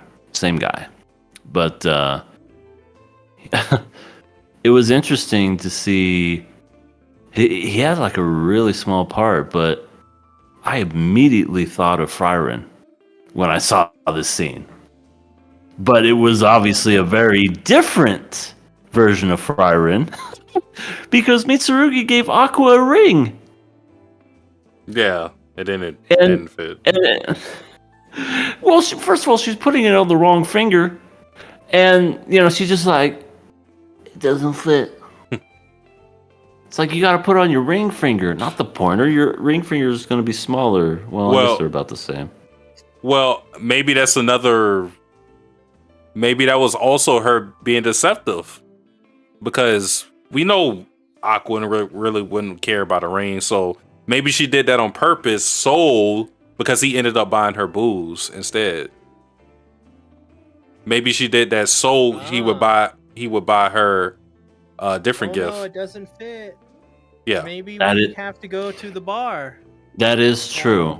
She is very much like that. She's deceptive. Yeah. Oh yeah, Girl. Decrepit Storm. Would you get Aqua a ring like Mitsuragi at Light Ruler, and then when it comes to Mitsuragi, everyone is like EA when it comes to ring names? That's right, because they didn't remember his name. They were calling him something else, and he's like, "It's Mitsuragi." I think Cosmo called him like Katsuragi. Katsuragi. And then Aqua straight up just did not remember him. It's so funny she didn't remember because she punched him in the face. Yeah, she was just like, "Do I know you?" God the blow. It's actually funnier too because the 2 retainers already like Iris's retainers already mentioned him to them. So Cosmo at least. Well, I mean, Cosmo did remember who he was, at least. He just didn't remember his name. But, like, that was already churning in their brains, at least, because they already referenced that moment where he beat him up. And they were like, how did you beat someone with the cursed sword? And we kind of know. Yeah, exactly. And yes, Decrepit. Mitsuraki thinks he's Himmel. Basically doing what he did. Except it wasn't as sweet. Mitsuragi. He doesn't have the soft voice to do all the Himmel stuff. You had to talk like this. Mm-hmm. And also not the reaction. Well, Fryren's reaction was kind of just like, okay, that was the thing. But Aqua's just like, it don't fit. It was kind of worse. Poor Mitsurugi. I know. Seems like a nice guy. Yeah, well, we don't care. Yeah, I fucked that guy. But then at the very, very, very end, Chris comes back because she said she would, and she told Kazuma about why she was stealing stuff begrudgingly against Kazuma, who still didn't give a shit. He's just like, stop, stop, stop. And Chris just did the annoying, please, please, please, please, like a kid, like a little kid, just please, please, please hear me, please, please. He's like, okay, what do you want? And then she said she was stealing. Hold on, I have to find the notes here. Stealing divine treasures for a client. Mm-hmm. I wonder who that client is. And I just love when that whole scene was happening, as she was describing everything, it hit. See, Kazuma, he's dumb, but he's not stupid. It hit him like a sack of bricks when he just kind of put two and two together. He was like, you motherfucker, you stole my fucking hammer back then on the first episode. Mm-hmm. Yeah. But we find out it was a divine weapon.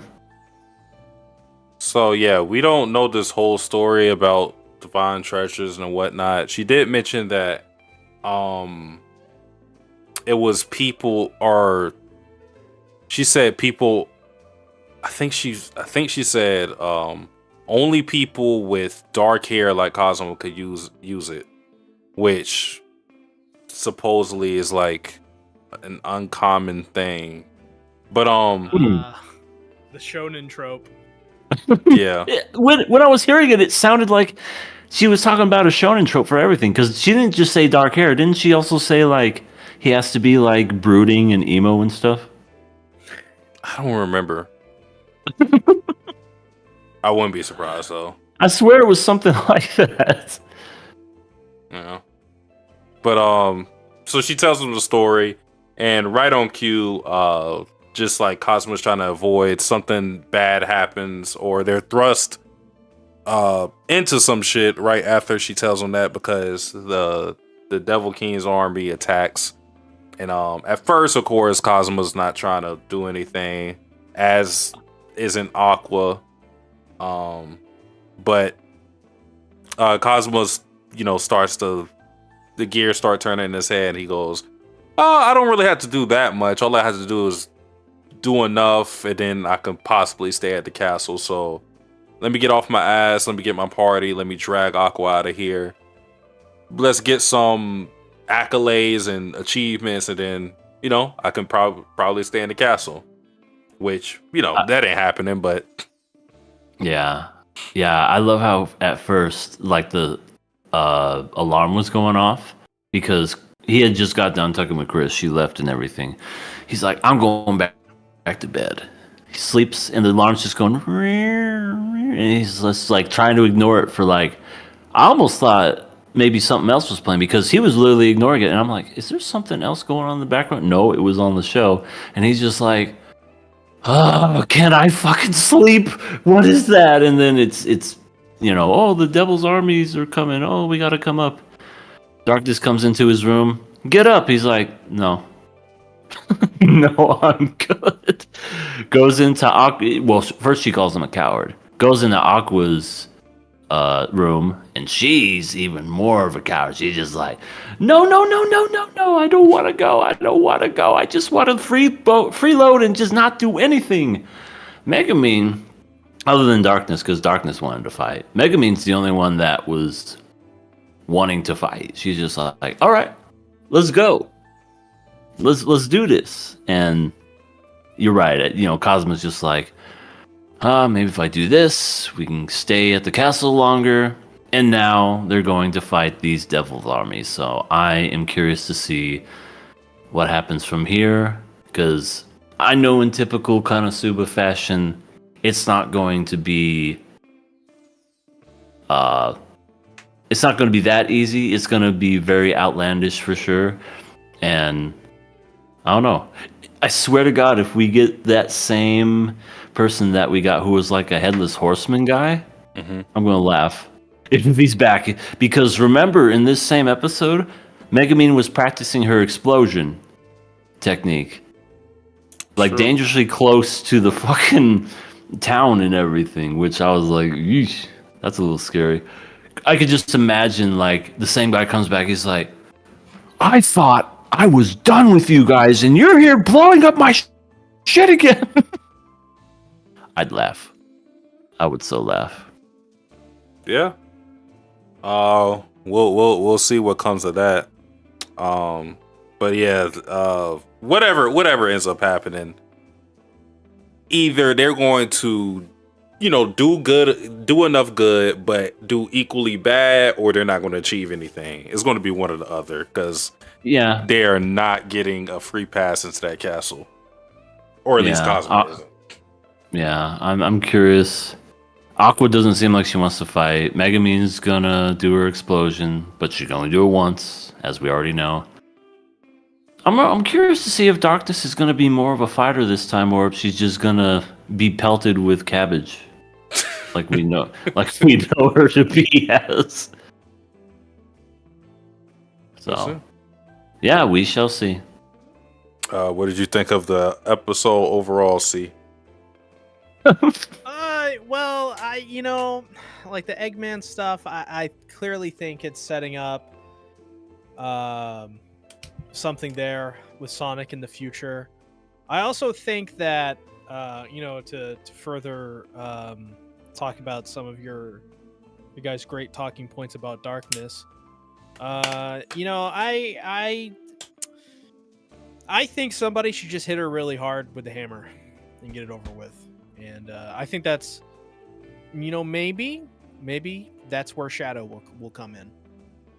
And we're going to have, maybe in the future, Shadow replace Darkness.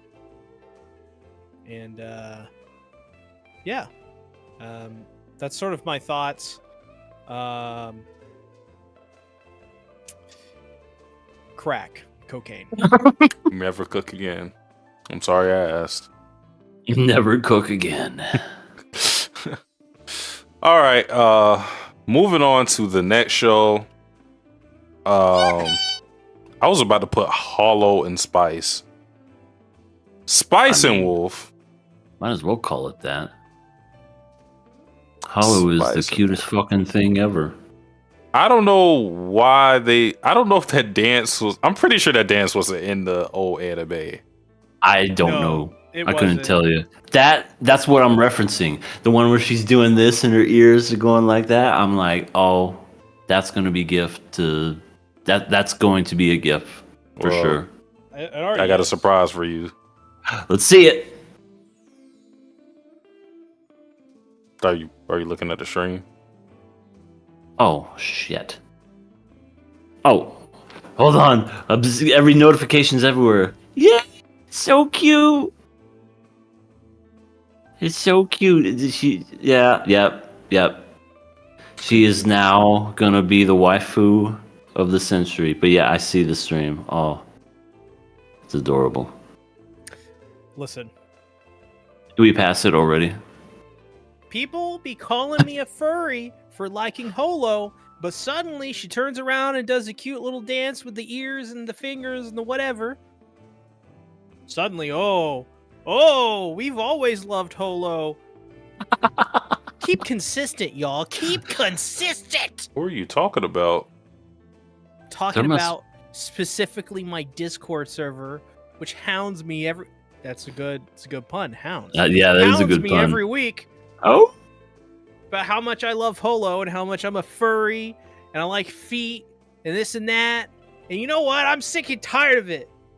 Okay? I'm taking a stand. One Right of them here. gotta be true though. yeah. Yeah, let's take a stand, see? I won't let them put me down any longer. Yeah. Cow. I will rise above the hate. Oh Yeah. yeah, cow. Okay, that's it. Okay. That's all I got. All right. Oh, wait, no, I got one more thing. Oh, okay. Also- What? Get out of me head. Spice and Wolf, episode 5. Wolf incarnate Yeah. an obedient lamb. Yes. Let's talk about that. This got resolved very quick. It's not resolved. Well, she's safe.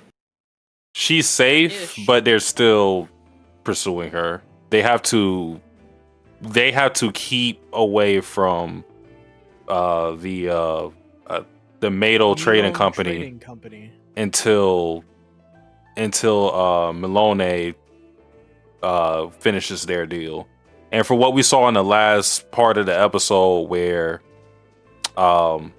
Yare is he had like an inside guy who told him their location, so they're already going to be on their tail. So yeah, they're still not out More of the woods. specifically, her tail. I see what you did there, you know. But I get what you mean though, because you know, it made it seem like the whole part of the arc was Lawrence, you know, busting in there heroically and being like, "Where's my wolf girl, bitch? Where's my super suit?" But I mean, it got resolved pretty. What's the word I wanted? Diplomatically, almost. It's kind of like, yeah, can you help me out, bro? Because if you don't help me out, I'm gonna snitch on you. And if you help me out, it'll help Pretty you. much. And they're like, that makes sense. Let's help them. Like, well, you bring up a good point, and I don't want to get sued, and I don't want to get ratted out. So let's just get your girlfriend back. Yeah. Let's get your wolf girl back. One thing I really like in the episode when he's doing a negotiation, because I won't really go over everything they talked about, because there's a lot of merchant and economics talk and whatnot. But Economics. one thing I really appreciated about it was at the beginning of the negotiation, Lawrence is visibly emotional. It seemed like he was about to go in the direction of just asking for help for help's sake. Asking it, you know, as a human almost. But he had to compose himself and realize he's a merchant. He's talking to a merchant.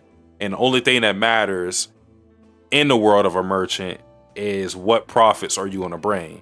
So he kind of recalibrated in that talk, because you could see I think he even takes a breath. He's just like, okay, so if you don't help me, this is what's going to happen. Yes. If you do help me and you get the silver before they do, you can still make your tremendous profits. They obviously haven't collected the silver they needed to, because if they did, they would have already turned in whole load to the church. So it's a race against time. Let's hurry up. Let's work together and let's just do this. He literally put it on the table. Yeah. So the guy's name is Marlight. I think it's Marlight. I think that's how you say his name. The bowl cut guy that works for the Milone trading company. But yeah, he's kind of like, yes, lots of money to be made. Yes, money to be made and no suing happening. Yeah, we don't want our name dragged through the mud. Let's do this. Yeah, and it's crazy to see how much power the trading company has, because it's so many employees that work for them that have different skills and positions that they're doing, and they have these underground tunnels, and their information network is, I'll almost say second to none, but it's second to the church. It's only second to the church, which that also, again, because this is something that we brought up maybe 2 podcasts ago about how much power the church has. Yeah, the church has a lot of power. Everybody's scared shitless, to the point that if an accusation is made on someone about being a heretic or anything of the sort, they know they're done. So the church is not a faction you want to mess with. Even if you don't believe in God, everybody, if you notice with the merchants, they say some a phrase to the effect of like may God be with you or something like that. And this ain't really a spoiler, but they're not really, a lot of them aren't really religious. They just do that because they have to. Yeah.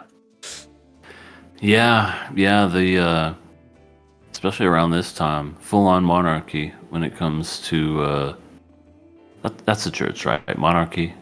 No. Whatever the fuck it's called. They're basically kind of like the equivalent of, I don't know, like the government.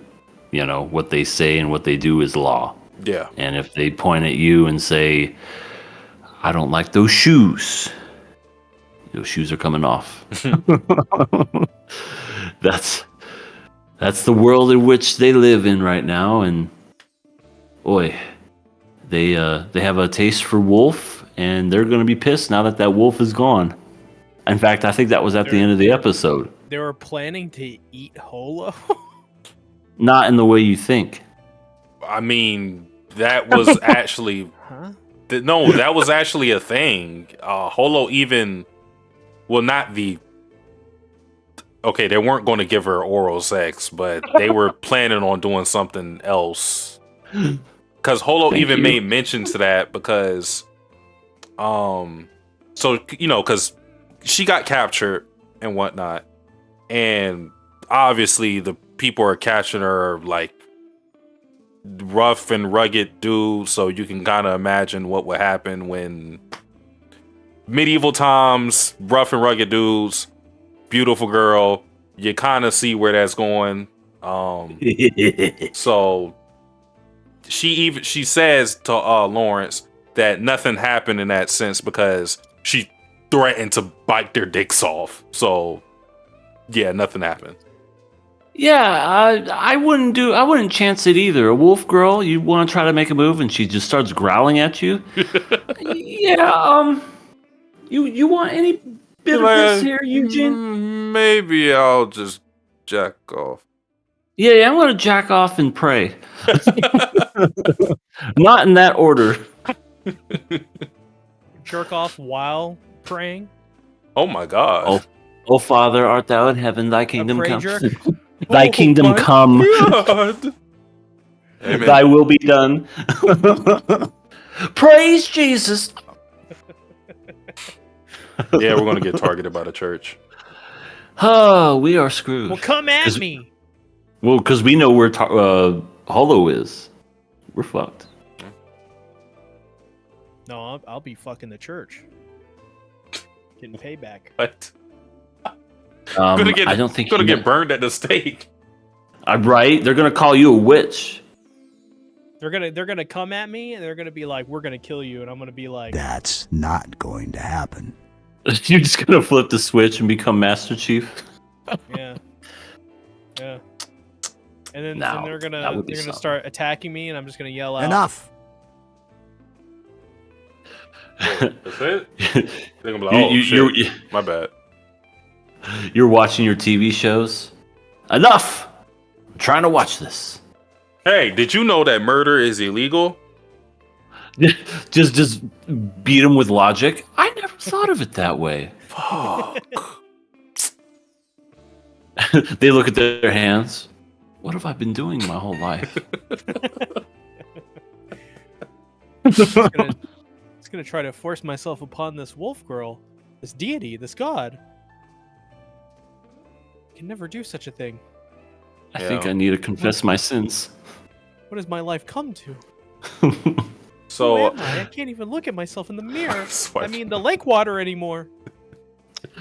It's that fucking episode of Family Guy where they're in the jail and that murderer like goes, I wonder what this feels like, and he like pokes himself. He goes, ow! Is that what I've been doing to people? I belong in here.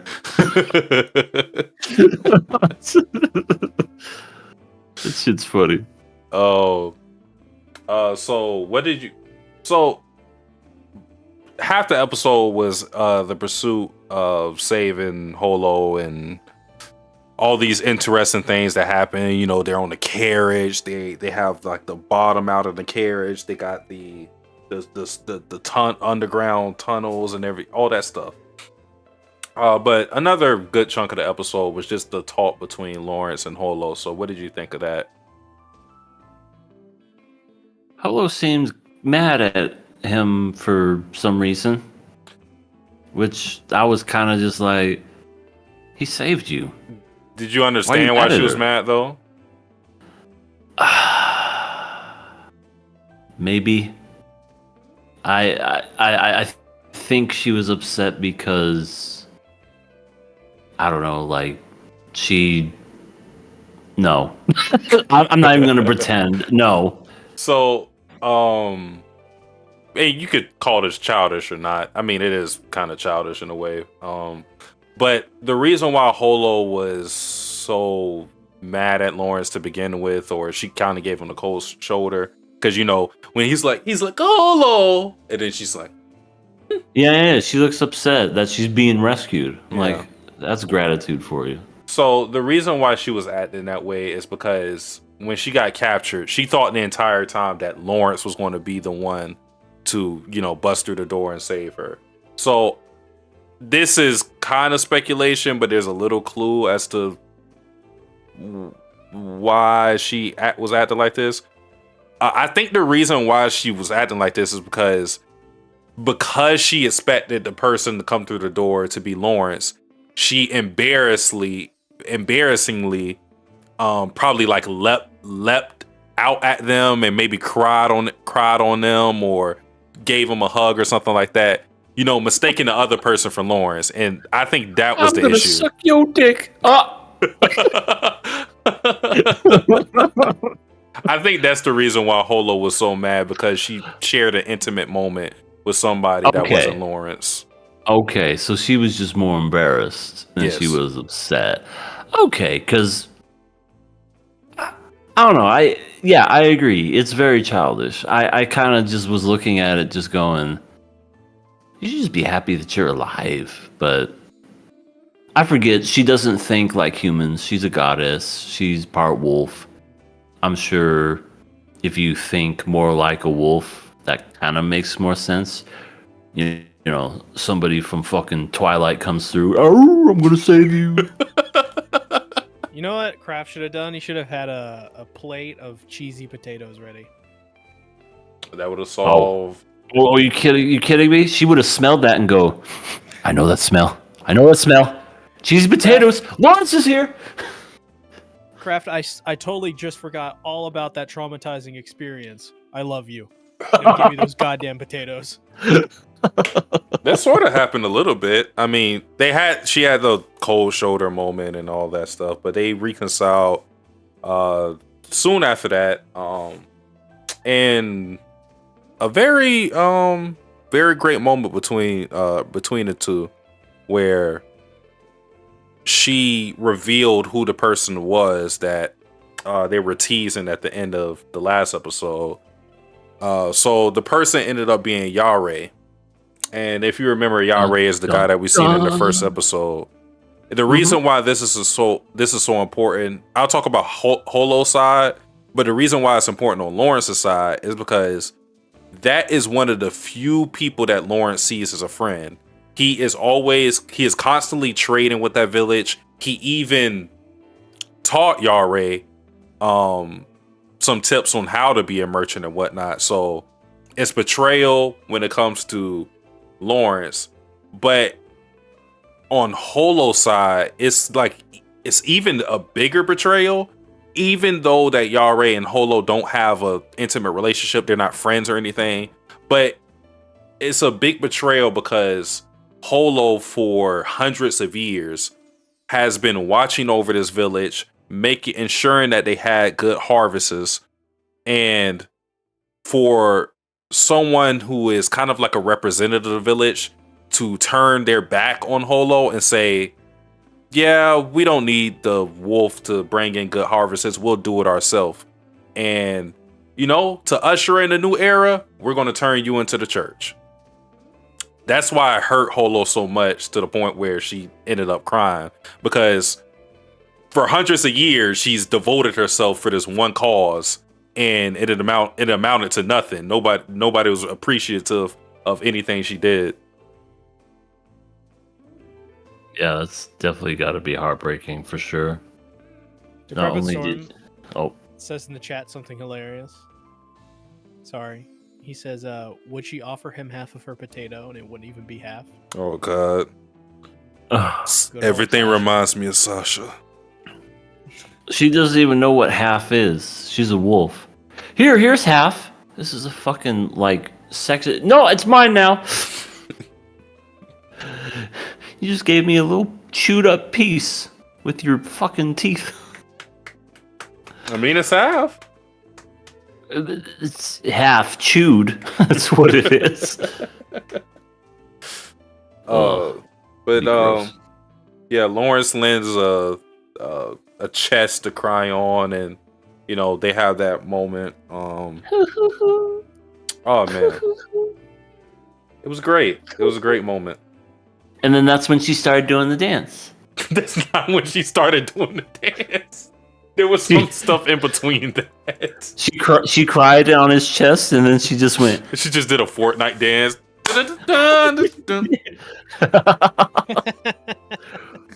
Could you imagine just an absolutely serious, just absolutely tearjerker of a moment?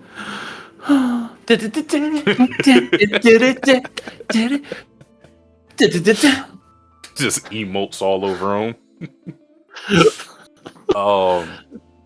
But Lawrence says in a very merchant fashion, his exact words are because he said more than this, but he says that if that's how Yare feels and if the village has turned their back on her, then that's fine, because that means that now she can focus on looking for her hometown, and you know there's not going to be hard feelings between the two. You know, they can make a clean break and she can start anew. And his exact words are, "We're merchants. Everything is fine as long as we make money. We don't laugh until the money comes in, and we don't cry until we go on bankrupt. And you and I will definitely laugh." You know, so It's a good quote. yeah. It's a really good quote. No, Reiner. Crepstorm says Reiner would turn her into the church for not offering half. I think Reiner would do something creepy first. Be like, Smells of potatoes. And I can No, still he- smell he- their saliva. yeah. You have a lock of her hair. And then he'll go and tell her that that he was the armored titan the whole time, and to come back with her or with him. You see, I'm the Hello- armor hello, titan, hello. and he's the colossal titan. Huh? What? Holo's just like, what is that? Huh? What are you talking about? Cool. And then it just turns into a fucking crossover with Attack on Titan. He just bites his finger and then, holy shit! Holo, can you do that? Holo and Craft are just like freaking the fuck out. Well, Holo could turn into a wolf and get crushed by the feet. We haven't seen Holo's wolf form though, so we don't know how big it is or if. Oh, it's that's big. true. That's true because he Do you think she turns into Kraft a got a big little red dog? scared. Oh It's a my little. god! Turns into this is even my final form. It's this giant fucking wolf, like from The Wolf Among Us. You ever played that game? See, Oh, yeah, dude, The Wolf Among Us is fucking awesome. Can't wait I for cannot wait for the sequel. second one. That's gonna be fucking great. But you remember how he turns into a giant wolf too? It's been so long since I played it. Like Yeah. he has two forms. He has like one that kind of looks like a wolf man person, and then he has another one where it's a big giant black wolf with yellow eyes. Yeah, I think I he rem- turned to a wolf against Bloody Mary. Yeah, that's what it The was. only- God, I love the that only thing game. I remember is like going to like I think like a hardware store and somebody broke their leg and they reset it themselves or something like that. I need to replay it. Yeah, It it's really been has so been. long. I remember Mr. Toad and beating the shit out of him. You beat a toad. You slapped him? I did, because he's like, my kid's in there. I don't give a fuck. That'd be, You that'd be beat the such a shit great out of him. game. And then the kid comes out, Dad. Where's Such a your great game Where's your mode. glamour toad? Yeah, I need to play that again. It's been years. It's only $15. I think I got it for free on the Xbox a long time ago. Yeah, that's where I played it too. I'm gonna play that again. Definitely, because I don't know when 2 comes out. Does it come out this year? I don't think there's anything for it. Let me check. I swear they show some trailer for it, but regardless, I'm gonna play it, and I can't wait to play it. Yeah, it says it's coming this year, but no release date. So Probably later this year, if I'm guessing, but who knows? It may show up at one of the upcoming conferences that's happening. ooh, that's true too. Anyway, back on topic. So another piece of banter. This is why I really like Holo and Lawrence are just one of my favorite couples. One thing I always like, and one thing I wish was more apparent in a lot of couples in anime is banter. Because you have a lot of relationships that are sweet and cute or whatever, but I like banter. I like chemistry where it shows the boundaries you could push because you're so comfortable with each other. So you tease each other, whatever. I mean, we do it on the podcast. We have banter here too, because we know boundaries, and we know not to take things seriously. So Really? I've been trying to insult you guys at every turn for the last 5 years. yeah, I've been trying to kill you. I don't know if you're aware. Hasn't just worked out yet, coasting, so man. Well, Literally coasting. that's KOA. win some, you lose some. But the banter between Lawrence and Holo in this episode, or what I'm talking about, is so Lawrence actually it was 2 moments. Yeah, it was 2 moments. But this is the one I'm talking about for now. Lawrence is trying to tease Holo by saying he didn't finish his thought, but he was about to say, well, even if it wasn't you who was captured, I would have still, saved them, for my own profit. That's what he was about to say, but then Holo puts on like this super sad face, and then Lawrence sees it and he's like, oh. And then he just stops mid sentence, and then Holo starts smiling, of course, because she got him to stop, and then he goes like, that's not fair. Then she says, that's a female's privilege, just good banter, man. Good banter. It is. Hello, Lightning Eagle. You just missed so much. A lot of chaos. You missed so much. That's all. If ever you get the chance, go back from the beginning. That's all I can say. Whenever you get a chance, of course. Or don't. Hey. But Or not. just shit on the mic. No.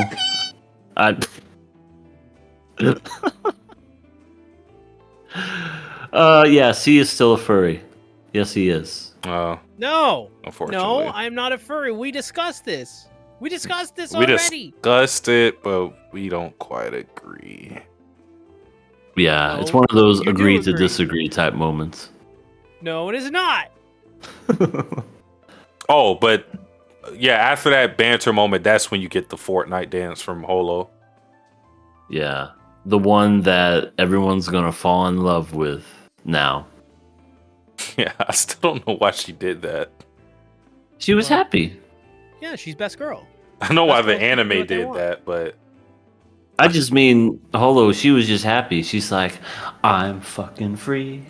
I'm fucking free. I'm not having to be a captive because I'm fucking free. even the old guy was kind of appreciative of their relationship, because of course he's on the carriage, he's listening to their conversation and whatnot, and he says something. I don't remember exactly what he said, but he said something to the effect of, you guys made me miss being a merchant, because sitting on that carriage or whatever, once or it's too big for one seat. I think that's something that he said. So he was talking about how he was a little jealous of the intimacy that they have in the solitude that they share with each other as merchants. That was pretty cool too. And then they flirted some more when they went underground.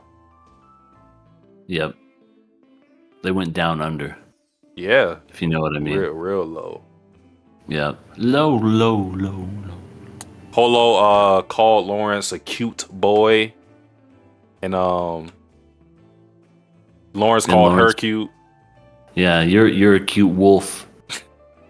You're a cute boy too, Holo. he just calls her a cute boy. She'd literally be like, huh? Yeah, don't you know I'm into wolf boys? Jesus Christ. Wolf boys! Wolf boys! She just starts killing them.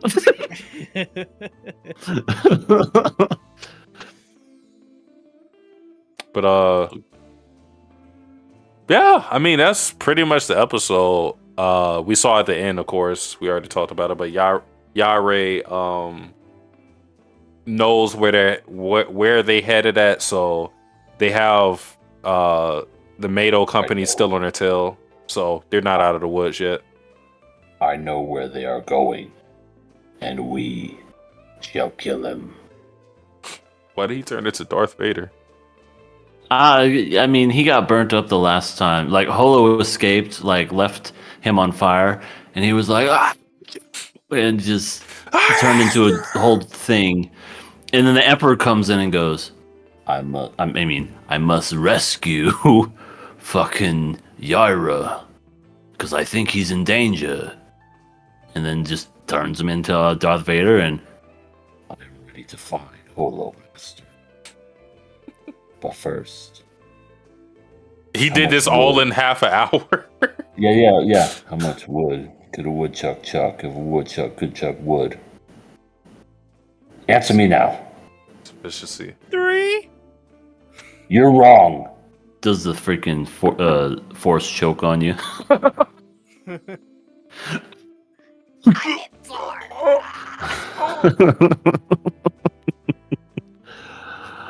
Oh, good stuff. Good stuff.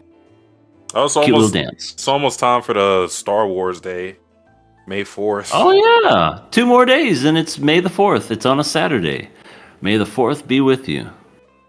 I hope we as a people decide May the 4th doesn't exist anymore, and we go to Disney and we burn it down. We just Burn it down. We just stop. We just stop Star Wars from existing. No, I love Star Wars. I don't like the new ones, but the old ones are no. I love them. It's too much. The George Lucas 6 movies are my babies. We gotta kill them. Disney can have their J.J. Abrams and Rian Johnsons. But no, these are mine. I love them. Damn it. Well, any more thoughts on Holo and Wolf? Nope.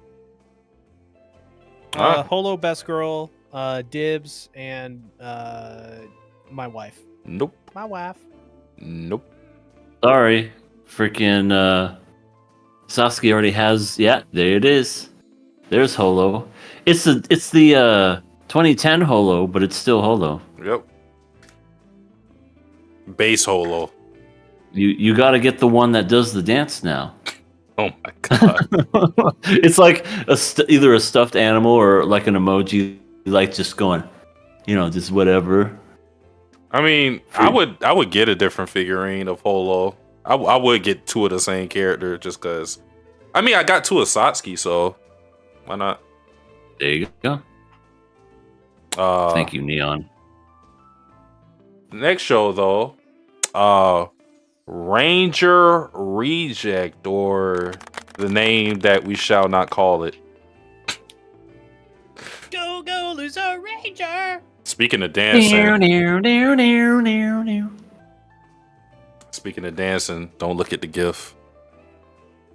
Oh, I think I'm gonna look at this GIF, and then I'm gonna cry. Episode 4, The Soldier with Love. Hibiki?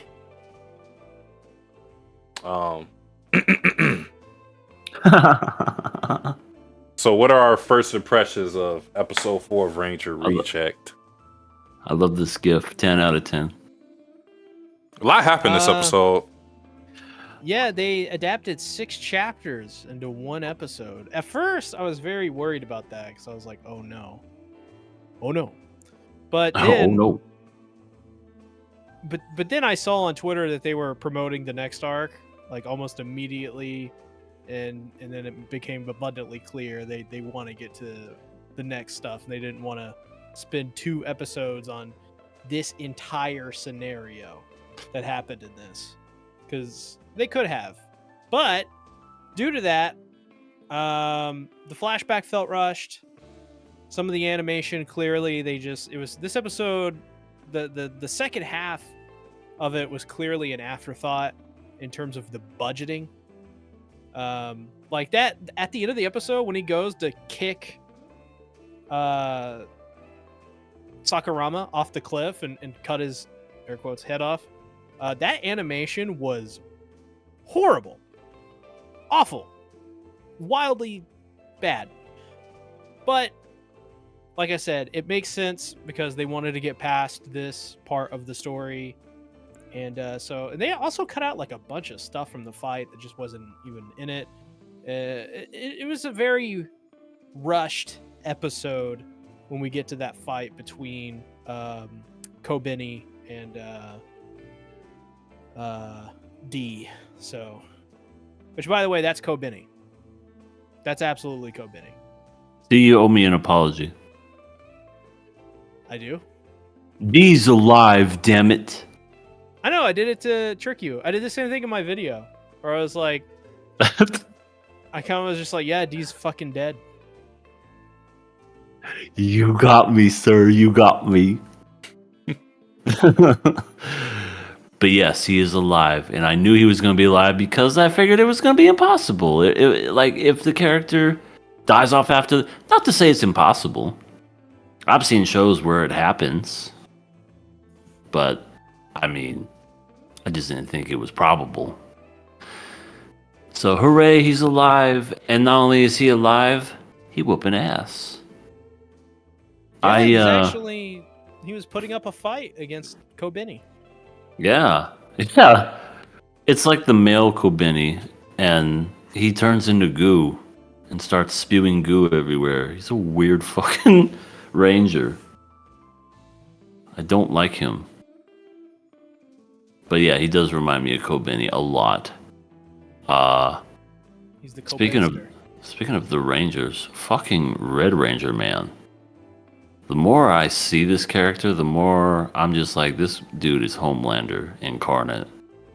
He really is just, kind of has that, manly bravado, and he's the head of everything. But the second his junior was like, yeah, you did lose your fucking sacred, what's it called? Divine that artifact. Weapon?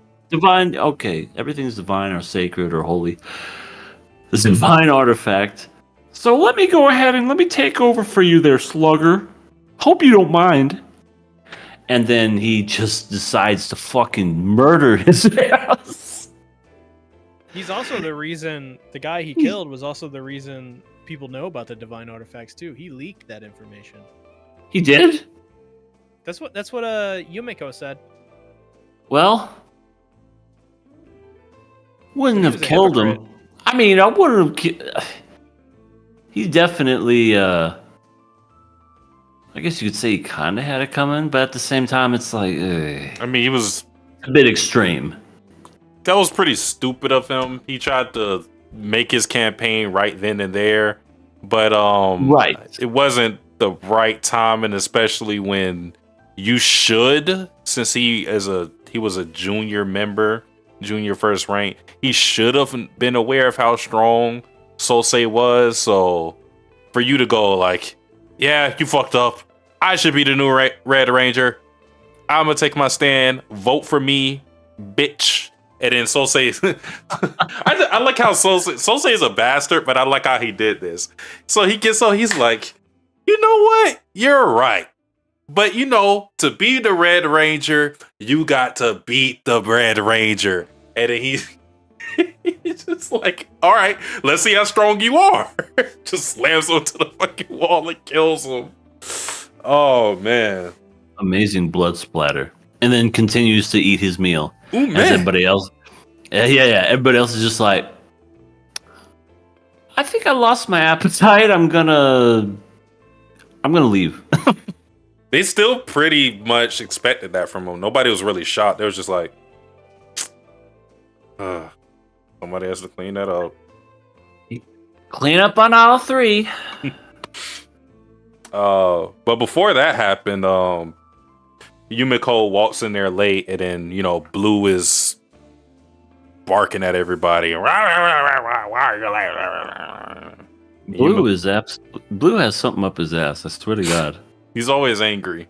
He really is. Isn't blue supposed to be the color of like tranquility and like calmness? Something like that. I would understand if red was more angry, because red is just intense and everything. But yeah, he's not tranquil. Yeah, maybe that's the point for it to be ironic and whatnot. But yeah, Yumiko seems to be march at the sound of her own. What the hell? I just fucked up that phrase really bad. That phrase. She does her own thing, and you can't really tell her much. Even her Dragon Keeper, we still don't know his name at this point, but he's just got that smile. Yeah, he has to. That's the Yotsuba smile. Yeah, the Yotsuba smile. That's one thing I like about some of the designs they're reoccurring, because you see that smile that Yotsuba has a lot of times. Futaro had it a couple of times too. And if you pay attention to one of the designs, they didn't give us her name, but it was the junior first rank of the Green Squad. Her name is Kanon. If you pay attention to her design, she looks very similar to another character. I'll post her in the chat, EA, and you tell me who she reminds you of. I won't even say anything. I just want you to tell me. From QQ? You'll see. Oh, okay. I'm gonna post her and you tell me who's the first person you think of when you see her. All right. Antoine Sugar. From No Country. How much have you lost in a coin toss? What? What is the most you've lost in a coin toss? Remember the Kevin James version of that? Oh yeah, that was pretty That's fucking funny. great. Yeah, he was just owning it all. It's like, I mean, I don't know. Call it. No, I don't want to call it. All right, let's see this.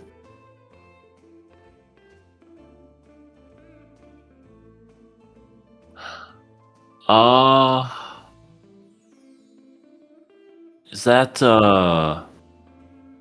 Iski? She has the hair like Iski. Yeah. But I see Nino. Yeah, I was about to say Nino in the face, but the hair of Itsuki. Yeah, he does like to use the same kind of style. Definitely wasn't going to say it was Chaika. Freaking crazy. Anyway, but freaking Yumiko, I don't know how strong this individual is, and I don't know how the Rangers are just like, she has a very trusting face. I could trust her, because she just screams not trustworthy just by looking at her. I mean, they all don't look trustworthy to me, at least. I mean, they got a panda face guy. True. The blue girl. The blue girl looks like the one. She looks innocent. Yeah, she does look cute. But that probably means she's evil. Yeah. Very true. Anybody who's cute is always willing to kill people. EA, you can't get your shotgun for Ilya. You got to save those slugs for this one, I think. I think we did get a name for her. Izome. Izome. All eyes on me. Yeah, All eyes on me. on my. But, Interesting. We have a. So what is that dynamic? I wonder, because you have the Rangers and then you have their underlings or the second in command. Yeah, the junior first ranks are basically the next in line to be Dragon Keepers. So, if you're looking at it from, not to say that a second in command is indicative of strength, but you could pretty much correlate it to the strength. So, you can properly say that Yumiko is the second strongest or the second person in charge of the yellow squad, as is Izome for her respective squad, the blue squad, as Himura was for the red squad until his untimely demise, and as as Kanon was or is for the green squad. Okay. So I'm assuming because first of all, why would you even want to be an underling of red? It just sounds like a job that you wouldn't even want to have. Because now you're going to be under this person and they're never going to give up their position. Then you're going to fucking die if you challenge it. I don't want that. Well, I don't know how much they know about their true nature. At least the Dragon Keepers know how Sosei is, but I don't know how much the everybody else knows. Because from the way they were talking, I don't. They said like they said like how long it's been since they had this banquet. So I don't think all the Rangers from different battalions get together too often. Okay. Yeah, because that's gonna look very suspicious. Like, hey, what happened to what's his face? Oh, he needed a break. He just decided he wanted to find himself. Yeah, and they all have like a headquarters, but they don't stay at them. Only one of them does. Huh. Yeah. They all have their own thing. I don't remember everybody's role and positions, but Yellow was research and development, and the Red were more the fighters. So I guess that's another correlation. Like with the fighters, you see more aggression in them because Sosei and Shun are very aggressive guys.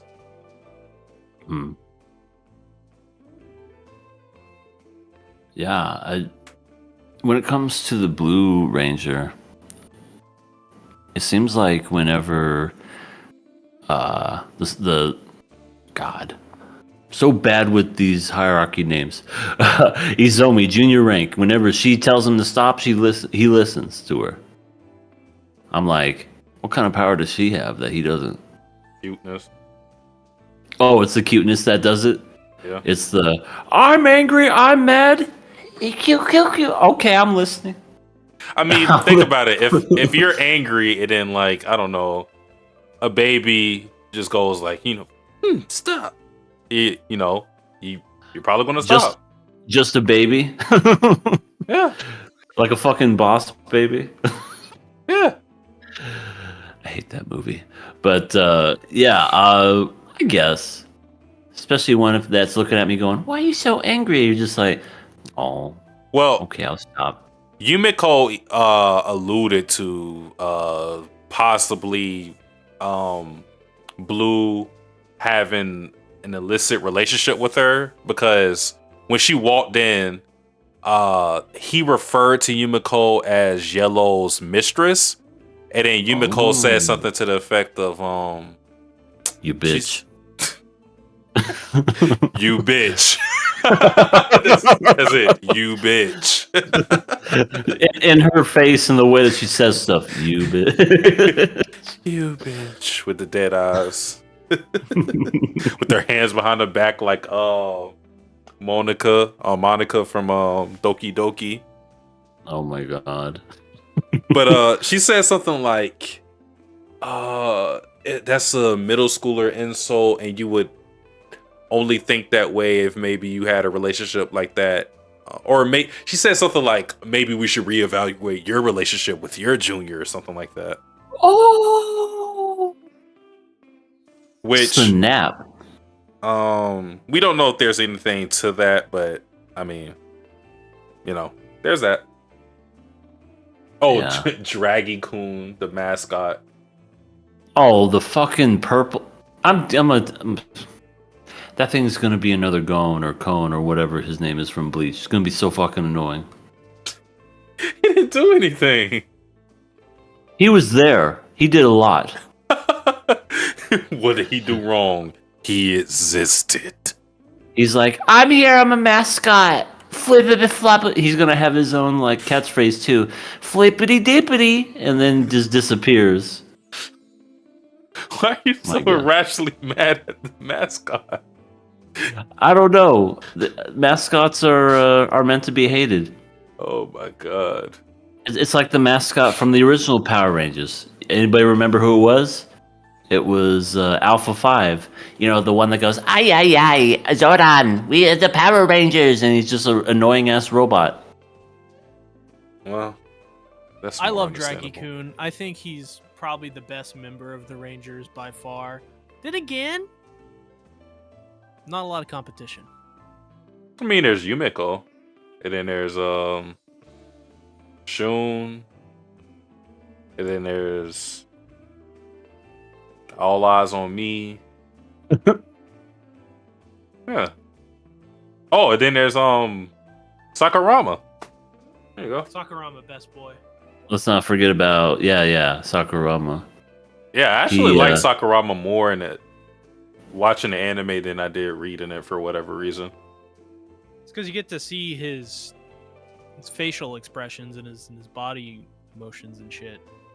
Are you So saying good. I'm horny for him? I'm not saying Because you wouldn't be wrong. Huh? but What? low key, I do kind of ship D and Sakurama. Mm. Speaking of Sakurama, you were saying how I have irrational hate towards Draggy-kun. I feel like Sakurama is irrational to his own body parts. He got it. He did. He was like they didn't even like plan it. D was just He they're just didn't like, even yeah, we fucking gotta- think twice. Yeah, we gotta trick him. Like a blink, he could have missed it. Like, he was okay with it. He went right. Hey guys, look at me. I got no arm. He's probably Literally. thinking in his head, finally my chance to get rid of this stupid fucking hand. I know. I have a purpose in life. I mean, There goes my I hand. hated this thing. by anime logic, you become better at swordsman skills or whatever when you lose an arm. That is Yeah. true. Bleach and Berserk. Guilty Gear. Yeah, maybe he was being strategic. Fucking Inuyasha with Shishomaru. Oh, Draggy was also voiced by Goku's VA, apparently. With that in Really? mind, who do you think should That's voice awesome. him in a dub? Well, isn't it obvious? Come on, C. I'll let you say it. Oh, God. Well, there's only one VA in this world that truly is probably one of the greatest, and really, everyone knows the character he voiced. That is the guy in Berserk. Of course, we're talking about none other than Sean. I think it would be perfect. Sean doing the voice of a stupid mascot. It would be perfect. Be great. I'd be Yep. down. Mm-hmm. Damn it. You won't get away with this. You won't get away with this. Ah! So how do we feel about Sakurama this episode, besides the old Piccolo trick? That arm ain't growing back, right? I cannot answer that. But he's a human, Well, because so you just said Piccolo, What if- so that makes me well- think. What if he Army of Darknesses himself and he gets a groovy new robot hand? Ooh, if he gets a fucking chainsaw in his hand, he's automatically my favorite character. I don't even care. Eat your heart out, Dingy. This is the real Chainsaw Man. He's the new Ash. And he has to be voiced by fucking Bruce Campbell. That'd be funny. That would. He just, like, as soon as he puts on that new hand, groovy. But, what do I think of him? Of Sakurama? I still think he's a bit irrational. Because, like I said, when I saw the fact that he cut off his arm without even fucking hesitating, and especially against somebody who he claims to be his enemy, is just, I don't know. I guess that's righteous, but also kind of very naive in a way, because you don't know D's intentions. But when I see his upbringing, makes sense. His parents were very religious, and they kind of, what's the word? Kind of brainwashed him into thinking that if everything goes a certain way, Zeke's parents run for their money. yeah, pretty much. Yeah, it was just very interesting and kind of touches on religion as a whole anyway, with the whole believing in faith and if things don't go your way, what else is there to believe in and such. But shitty childhood. Lost his parents and I'm guessing his sister. But yeah, very, very interesting. It's kind of crazy that in one anime they kill Nobara, and in this one they bring her back only to kill her again. Wait, was that the same voice actress? Did you not see Sakurama's mom? Let me find the screenshots. Literally looks 1-to-1 Nobara. Really? I guess I didn't notice. Well, you show me. But no, I didn't notice that was Nobara. So Nobara, and this is the alternate reality Nobara. Yeah, just she's actually like mom. alive and with has kids and stuff. I guess she kind of looks like Nobara. Yeah, I could see it, but I guess that wasn't the first thing that came to mind. She didn't have her fucking hammers and nails, so maybe if somebody, oh, what is this? What the fuck is that? I don't know. Okay, moving back. Oh, fuck, what was the question? Yeah, Sakurama, interesting childhood and interesting character for sure. Uh-oh, Knicks are up by 3. 7 seconds left. Oh. 3 seconds left. 3.7 seconds left. Taking ball out on the side. Are you nervous? Yeah, I'm nervous. I'm totally a Knicks fan. Let me announce this. Okay, Batum taking the ball out to the side. Batum passes the, who the hell is that? And he misses. Some it. guy. They lose. They lost. Knicks advance. Knicks advance. Who are they taking on? Boston? They would play. Boston would play the 4th or 5th. Boston will play the Magic or the Cavs, and the Knicks will play the winner of the Bucks and Pacers series. Oh. Okay. Yep. Well, they're moving on. Good for them. Yeah. More than our teams, right? I'm sorry. I'm sorry. I didn't mean to bring up. Old wounds. Get your hands off me. That was funny. But no, Sakurama's crazy. I think that's the easy way to describe him. He's crazy. We can see why he is crazy because of his upbringing and whatnot, and how extreme his sense of, it's not even like justice. It's this like self-righteousness. Yeah, it's this belief on how life should be appreciated, and he values all life, whether that be detrimental to his health or humanity as a whole.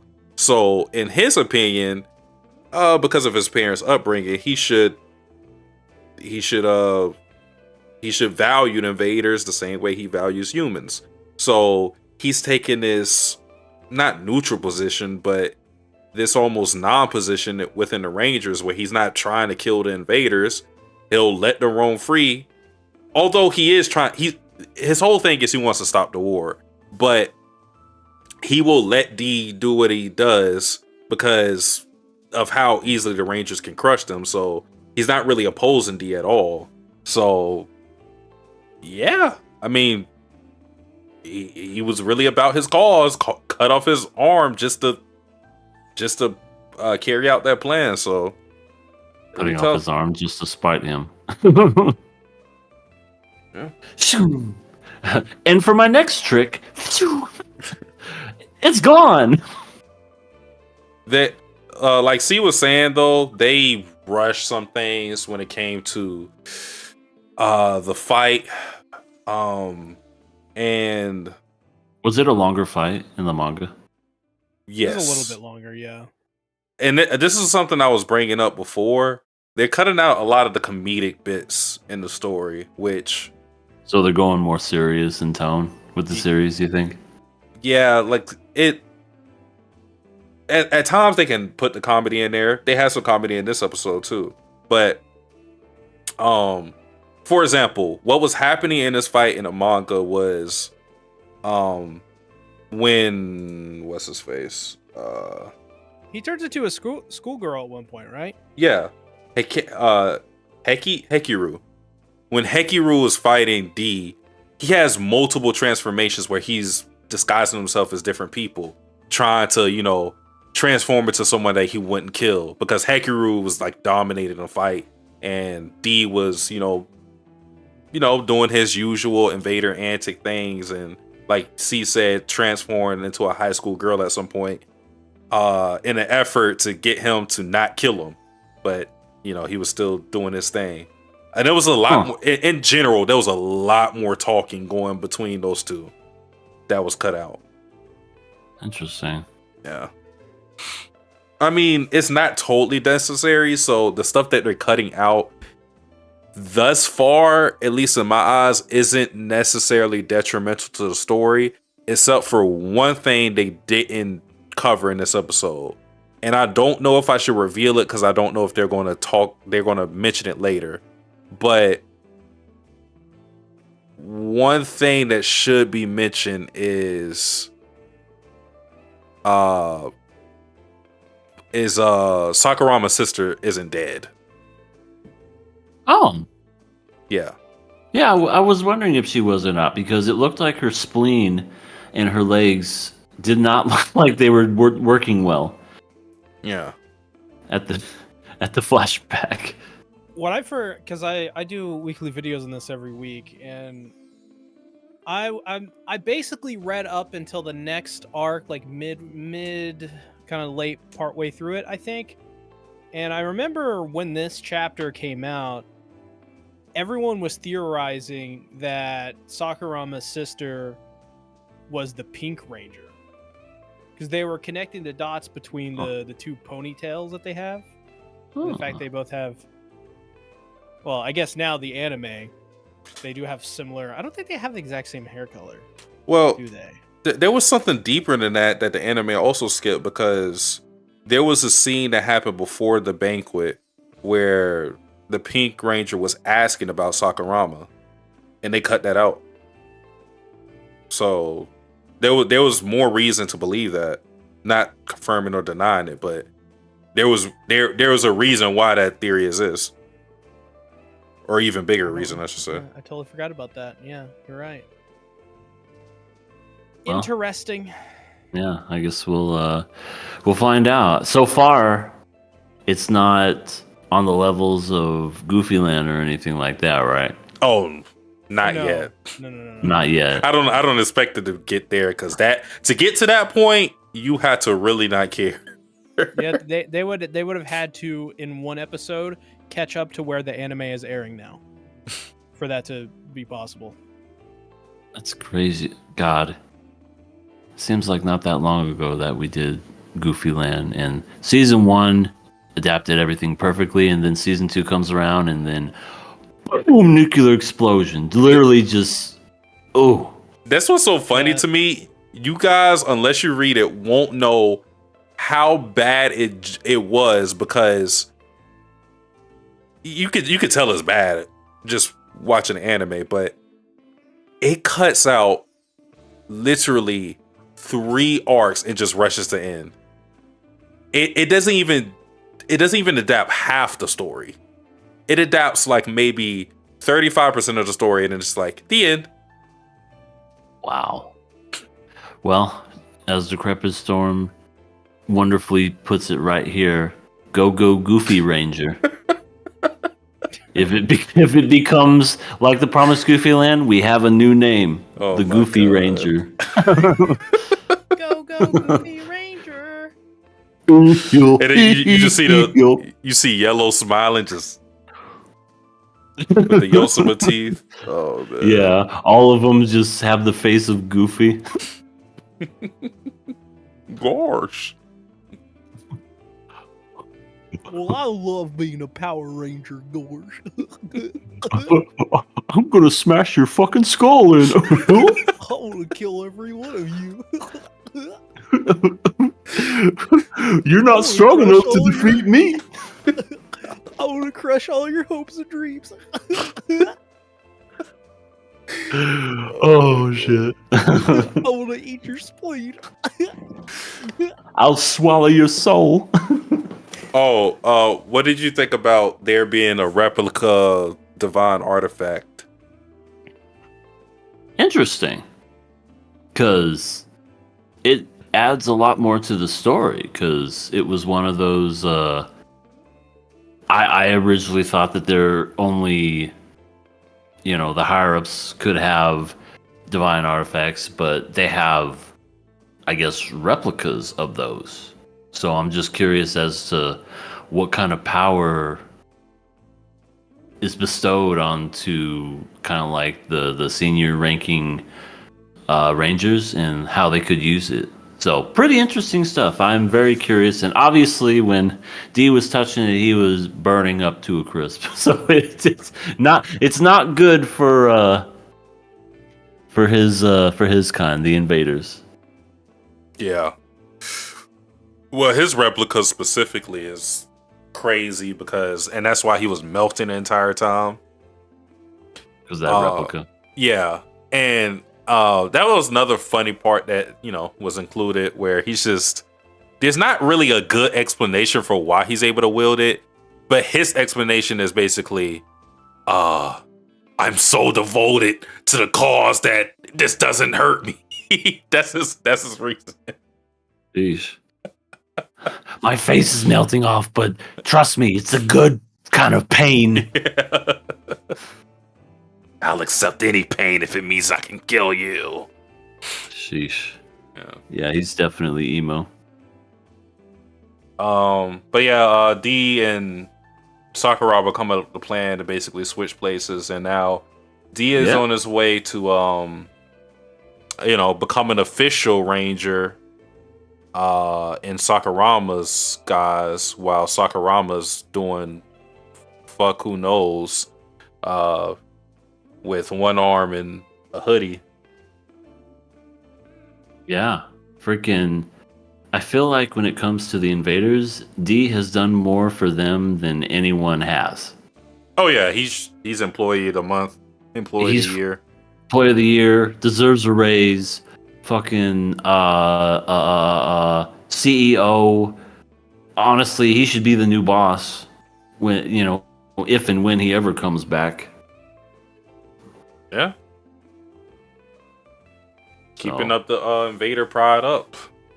Yeah, very interesting stuff. And I didn't notice that there was stuff cut out because I never read the manga. But so far, I'm enjoying what I see. And we also kind of saw that weird alien thing from last week, but Yeah, in the didn't flashback. really, yeah, it doesn't really talk about anything else. Like, because after the credits that were showed from that previous episode, was that a flashback then, or was that present? Because I'm just like, I don't know what to believe. Honestly, I don't think that scene was in the manga, but it looked to be the present Okay. when they showed that scene at the end. Yeah. But I now I have a feeling for where they're going to end this in the anime. Hopefully it doesn't rush too much, but you're gonna like what is coming up. It's gonna be a lot of cool fights. All right. I can't wait. And probably some characters that you may end up enjoying. I know it's one character I've been waiting for. Is it another woman? No. Don't worry. It definitely is. No. I've seen the design of what Satsuki's talking about, and I think I got to right before. So All right. Well, then he's a simp. He's a simp. He's a big yeah. simp. I'm not. If you're excited, then I'm excited. You'll like them. You'll like them, the character that I'm talking about. It's definitely a woman. I can't wait. Well, moving on to the last episode of the night, we are talking about Yeah. the Fable. Holy shit! This episode, oh my god, Yoko, what a bag She's a of sadist. just I love Yoko. holy shit. She's so crazy. She's She is- insane. She's absolutely a sadistic person. Just absolutely mean in every way. I've never seen someone go from like she's kind of like plain, I guess she'll be like a funny comedy character every now and again, to what did I just watch? What did I just witness? This guy, I went in going, this guy is like trying to like, you know, play, but he's the one, he's being abused by the end of this episode. Straight up, his life is in danger. This guy has alcohol poisoning. He's tumbling in her apartment. She decides to get naked and put chairs and vacuum cleaners over him so that he has to struggle more and look more pathetic. Come here. Come to me. Holy shit! This has got to be the worst girl ever, right? Who's worse than this? I mean, This guy needs Esdeath to killed run. a bunch of people. Oh, Yeah, man. okay, she killed a bunch of people, ended their lives. Yoko is going to wheel this man along. By the end of their horrifying relationship, he's going to be missing limbs. The worst part of it is not a relationship there. She doesn't even think of him Yeah. like that. That's the No. worst part of it. So he's not getting anything out of it. No, not at all. She is using this man and having fun with him, and not in a good way either. Like literally, not physically fucking with him. Just Oh my like, God. just like stringing him along, and just she gets her rocks off in sick, twisted ways. And I agree with you. See, I was not expecting that either. The way that it went, because when you said, Sasuke, that she's got training, she can handle herself, yeah, I'm like, okay, well, let's see what she can do. Maybe this guy's gonna try to put a move on her, and she like does the little wrist thing or something to him or whatever. That never happened. He was in danger. He was in danger. Just she thought, and the sick thing is, she thought that he was so cute being pathetic. The whole time he's struggling, throwing up, falling over. he falling over himself, confusing items with this item. She's just blushing like this is great. Also, who takes a shot of tequila and takes a lemon? It's traditionally a lime. It's not a lemon. Wasn't it a lime though? But They kept saying lemon. Yeah. I don't know. But traditionally, tequila's always sucked with a lime. But hey, maybe they do it different in Japan. I don't know. But yeah, the whole time it's like, here's the lemon. It's like, oh, it's like, no, that's not a lemon, you stupid idiot. Here's the lemon. God. No, you're an idiot. Oh, he's so cute. He's so cute by how stupid he is. He was so out of it. Oh my goodness. Like, now, God, has anybody ever been here? Anyone here ever been that fucking drunk? I've never been that. I've been very drunk before, but I've never been drunk to the point where I've confused an item for another item like that. I've been that drunk. I've literally, well, I guess I'll tell you, see, because I think Sasuke already knows this. With our drunken podcast on Patreon, I was so shit-faced drunk once to the point where I spent the night sleeping next to a toilet, only waking up to puke and then going back to sleep and then doing the same thing all fucking night. It was awful, to say the least. And I remember I had vodka. I had mixed it with stuff that I shouldn't have. And I ate ramen on top of that. And I was trying to feed my friend ramen. And I don't know what Sasuke got some. Trying to feed my friend ramen. And it's, you know how when you're sober, you could easily get it, perfectly centered. Me, I'm just like missing. I'm stabbing him in the face with a fork full of ramen and shit. It's so bad. But yeah, I was completely just blitzkrieg drunk to the point where I didn't even know where I was till I woke up with a hangover and just was like, I'm in the fucking bathroom. What the hell? Where am I? Oh my God, I need to go home. Early 20s. Yeah. Man. Yeah, Takahashi needed a friend. I like how when he falls, he kills over. She's like, oh, I want to take him home now. And then the bartender's like, he needs a hospital. She's like, yeah, he's probably got alcohol poisoning. Why did they let her take him? I mean, maybe she probably was gonna lied or some shit. Yeah. She probably said, "I'll take him to the hospital. Don't worry." Cause I lied and said. Probably what he. Oh my God, that was something. When Yoko said, "I want to take him home," it reminded me of Higurashi when what's her face would always say she wanted to take somebody home. Oh. What's her name with the orange hair? Reina. I think it's Reina. Yeah, and it would always be the purple hair girl. I think her name was like Rika. That was it. She's just like, oh, so cute. I want to take her home. Yoko was that, but with a defenseless drunk man. Oh my God. He was being put through the ringer. I can't feel too bad for him because he was peeping on her this entire time. Of course, she doesn't know it. So she's still a piece of shit, like regardless. But Takahashi, my God. True, dude, very true. She finds out about the peeping thing, she's gonna be turned on by that too, because she's gonna be like, "How pathetic you are to peep on me." I don't know about that. I think she would legitimately kill him. I mean, you know what?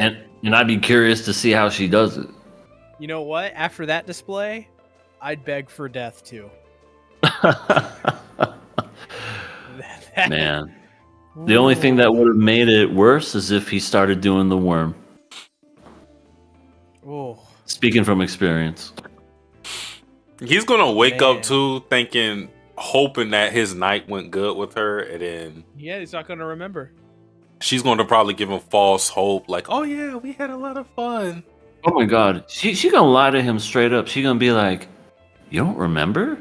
Oh man, you were wild. Yeah, you were fun. You were so much. We gotta do this again." And then she does the same thing to him next time, Yeah, She would. it's gonna repeat. just so that he could buy shit for her and just get free food with a coupon stamp and a bad smelling car. Yeah, that's what she's going to be doing, I guess. I can't worth it. imagine they would have a relationship. That'd be something to tell your children. You want to know how your mother and I met? She Those kids are drugged gonna be me. fucked. She literally gave me alcohol poisoning our first date. And the first time I saw her was through this camera I had mounted in her bathroom. Oh my god. I saw her sitting down on the toilet. Bro, this is like a Cheaters episode waiting to happen. Yeah. Yeah. That was crazy though, because I guess I just was not expecting her to be like that whatsoever. I knew she had her guard up, and I knew that she was just kind of like acting a certain way because, like I said, she was kind of filling him out and everything. But I was not expecting just the sadistic nature of her. Yeah. That was one of those, whoa. She's a villain. I mean, it's funny to think about. She's more of a villain than a person like Akira, who's literally killed 70 people. Which is crazy to think. Right. He's killed people, but he does it for a job. She's part of the Yakuza and is sadistic as fuck. Maybe not so much in the killing department, but psychologically. Yeah. Maybe that's her specialty. Maybe she does that to people all the time. She's a walking WMD. Weapon of mass destruction. Yeah. Well, besides old Yoko, Akira and Ebi had a lot of time together. We continued off where we were fighting the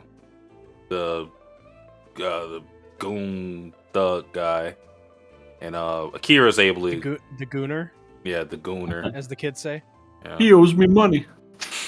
He beat his ass pretty easily, and Like in Ebi's 6 like, seconds. "Wow, he really is the Fable." Done. Rolls Looks credits. right into the camera. Rolls credits. That's the whole series. I had to believe it for myself. Yeah, like I don't know why he put him through all these tests, considering that I felt like the minute he did the whole thing where he shot the hidden camera without him realizing or without him telling him that was the hidden camera, and it was in a pinpoint location, that should have told you he was already the Fable. But I agree. Whatever, I guess. He was doing the test for more than just figuring out he's the Fable. I think he wanted to confirm that he needed to get rid of him, because the minute he beats the guy like he asked, he's like, "No, I want you to kill him. Go ahead and do it, pussy." You know, he holds him at gunpoint, and then Yeah. Kira gets You his. can tell- Go ahead. Oh, I was gonna say, you can tell that's a guy that has killed many people. He has zero fear. He's like, if I really wanted to kill you, I would have killed you. Yeah, And he he's- just gets closer and closer, and he's still just like, hey, man. The whole time his voice does not change. His tone of voice, he's like, "Bro." It's like, "I just want to live in this town peacefully, please." When you get somebody like that, that is not panicked at all and doesn't raise his voice and is cool and calm the whole time as he's a fucking legendary killer, I don't know what you do at that point. I think that's one of those, yeah, you can stay. Please. Take my sofa. Put some clothes on. True. Put some clothes on. But yeah, I think he's just scared because of the potential of someone like Akira. Because if you just took the Fable persona and you heard about somebody who could kill somebody as easily as they breathe, where they're just like a one-man army or whatever, that would terrify you. And as a person in the Yakuza, it's not only his thing to, you know, get money through illegal means, but it's also his thing to kind of protect the town in his own way. So having somebody like the Fable messes up the environment, the ecosystem of that city. So that's why he's so wary. He keeps testing them and all this other stuff because he's trying to figure out who he really is as a person. And finally, he realizes that while his assassination work would leave his morality in question, he's someone that it doesn't take pleasure in the killings. He isn't sadistic. He's a true professional. Yeah, which I don't know. I'm kind of conflicted and torn when it comes to Ebby and his kind of methods and ways he tries to like protect the city, because this is a man who's part of the Yakuza too, correct? Yeah. Yeah. Safe to say, when you're part of the Yakuza, you're probably not going to hire a good morale of people. You don't have an HR department that goes, this person's good. Yep, this. No, they only care about if they do the job. They don't care if they torture them or not, as long as they do the job and kill them. So I just kind of thought to myself, what difference does it make if he kills people for fun or if he does it? I mean, they're all Yakuza. You know what I mean? They're not. Like, I would understand if maybe this guy got out of line and he just started, I don't know, killing random people and maybe some people who were part of the Yakuza. He's like a rogue kind of person. I would understand that, but you're all Yakuza. You're all a bunch of bad people. You know what I mean? Does it matter at all? I didn't think it did, but I think what this is leading to is what he says later in the episode, which his brother is going to be getting out of jail. And something tells me that that guy is going to be the problem that puts everything in motion. That's me personally, because why else would he do that? But he's like, oh, I wanted to test you because my brother's getting out. Why? Like, what does your brother have to do with any of this? Maybe his brother is the loose cannon. And maybe but because he's family, he can't treat him any differently than he does a random person on the street, especially some guy by the name of Fable. But I don't know. Maybe I'm just looking too much into things or whatever, but it's just that was the thing that just kind of made me go, You're all Yakuza. What difference does it make? It's not like he murders children. He does his job. Not yet, but I mean, he does his job. Who cares if he gets joy out of it or not? You know what I mean? Y'all are a part of a group. You're gonna kick him out if he does a bad job? That was too sadistic. You're out of the Yakuza. Damn. I was starting to really like this job. You smile when you shot him. Yeah, that's how that was. I guess my kind of only grab. Other than that, I really liked this episode, but I don't know. Ebby's just kind of he's weird. Yeah, and I agree. He's very, very much a boom. Not that there's anything wrong with boomers who are watching this, but it's just he is the stereotypical boomer. Kids these days or whatever. Akira's like, I was thinking about picking up video games. You want to play fucking video games? Go get a job. Right. Because it's like, first of all, that sounds like get to live peacefully for a year and do nothing but play video games. Sign me up. The thing that was funny to me, the thing that was funny to me is all he said was, I need to find a hobby. Maybe I'll try picking up video games. He didn't say I was going to play video games all fucking day and become a NEET. But the only thing he heard was he wants to be a shut-in. Yeah. He wants to be a bum.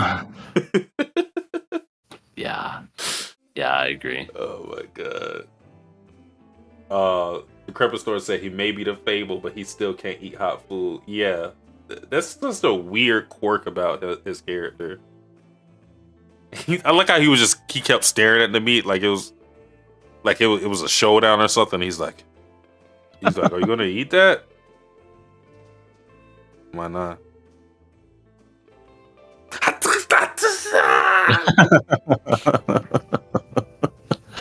He burned his tongue that night.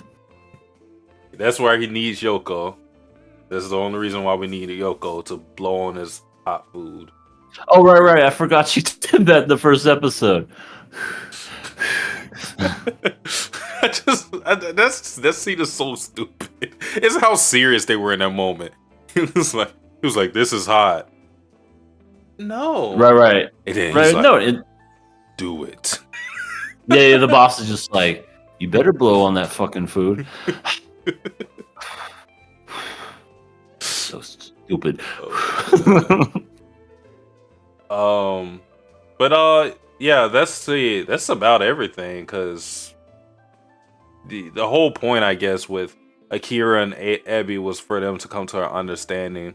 And also, well, no, there was another big thing. As they're driving, Ebi encounters a girl that we saw that we saw on 2 occasions. Always running. Yeah. We got a name for her too. Her name is Misaki. So they stumbled upon Misaki, and he's revealed that she's someone that has a whole bunch of jobs, and she's someone that he's been watching over. So safe to say that she's going to be an integral character in the story. I think I don't know if both of y'all said it, but I'm pretty sure one of y'all said that she might be a love interest or something. But yeah. That's my only guess. Is like I said, in anime, when you see a girl running, they're always a love interest. Could be. I mean, we're seeing Akira become more human-like. You know, he's trying to take on hobbies. They're alluding to him getting a job, so he's assimilating with society. And what's another way to assimilate someone's society? Good old-fashioned romance. Yeah. I mean, if he really wants a hobby, he's already pretty good at being an exhibitionist. You should just find a nude beach or something, you know? On Craigslist, who wants to get naked in this abandoned warehouse? Yeah. Hell yeah.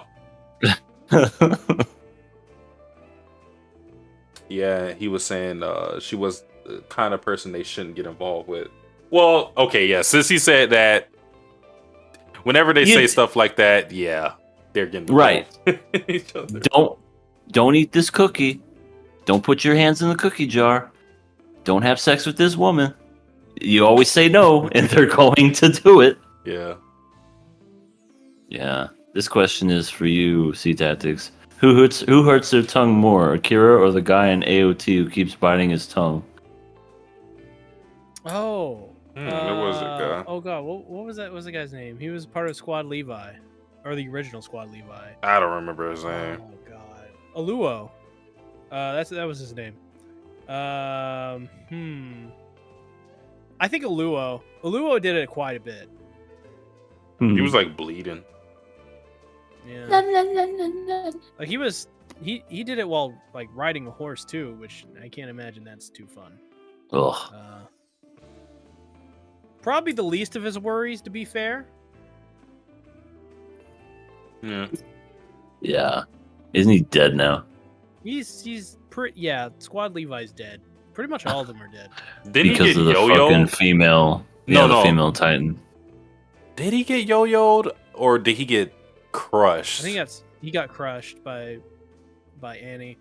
I think By the only nose. surviving members of Squad Levi is Levi, obviously. Mikasa.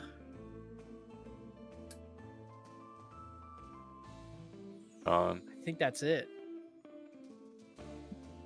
Armin, and that's it. John. Oh, John. Yeah, John. Yeah. Let me search. Historia too. I guess she wasn't a part of that squad since she was doing her own thing then. So the second team was Mikasa, Connie, Historia, John, Sasha, Aaron, and Armin. So the only people to survive is Mikasa, Connie, Historia, John, and Armin. There you go. But everyone from the original team outside of Levi is dead. Damn. Any more thoughts on this episode though? No, that was it for me. What It went by quick. what kind of job do you think Akira could get? A bouncer, easily. Flipping burgers. Oh, okay. Burgers. Let me ask a better question. Not what job do you think he could get? What job do you think he will get? I think that's a better question for the story. A bouncer. There you go. It just makes the most sense. But I don't know. Maybe something that deals with lifting. You know, a stocker, like a stock boy or something. You know, just putting stuff in. Yeah, that's all I got. See tactics. That's a good one. Maybe like a person who takes care of pets. Maybe he could be a dog whisperer. It's not bad. That is not bad. Or he can work at a pet shop since he's all into birds. That's true. I like how he didn't even remember the name of his own bird. Captain. This other day I got like a black whatever. What's it called? And I named him Captain. And he was impressed by that because he's captain too. Yeah. That was the moment he knew he could trust him. He's like, God, he named his bird Captain. After me? After me? No. We'll roll with it. Okay, so that is it for the Fable. Last show of the day. So only thing left is viewer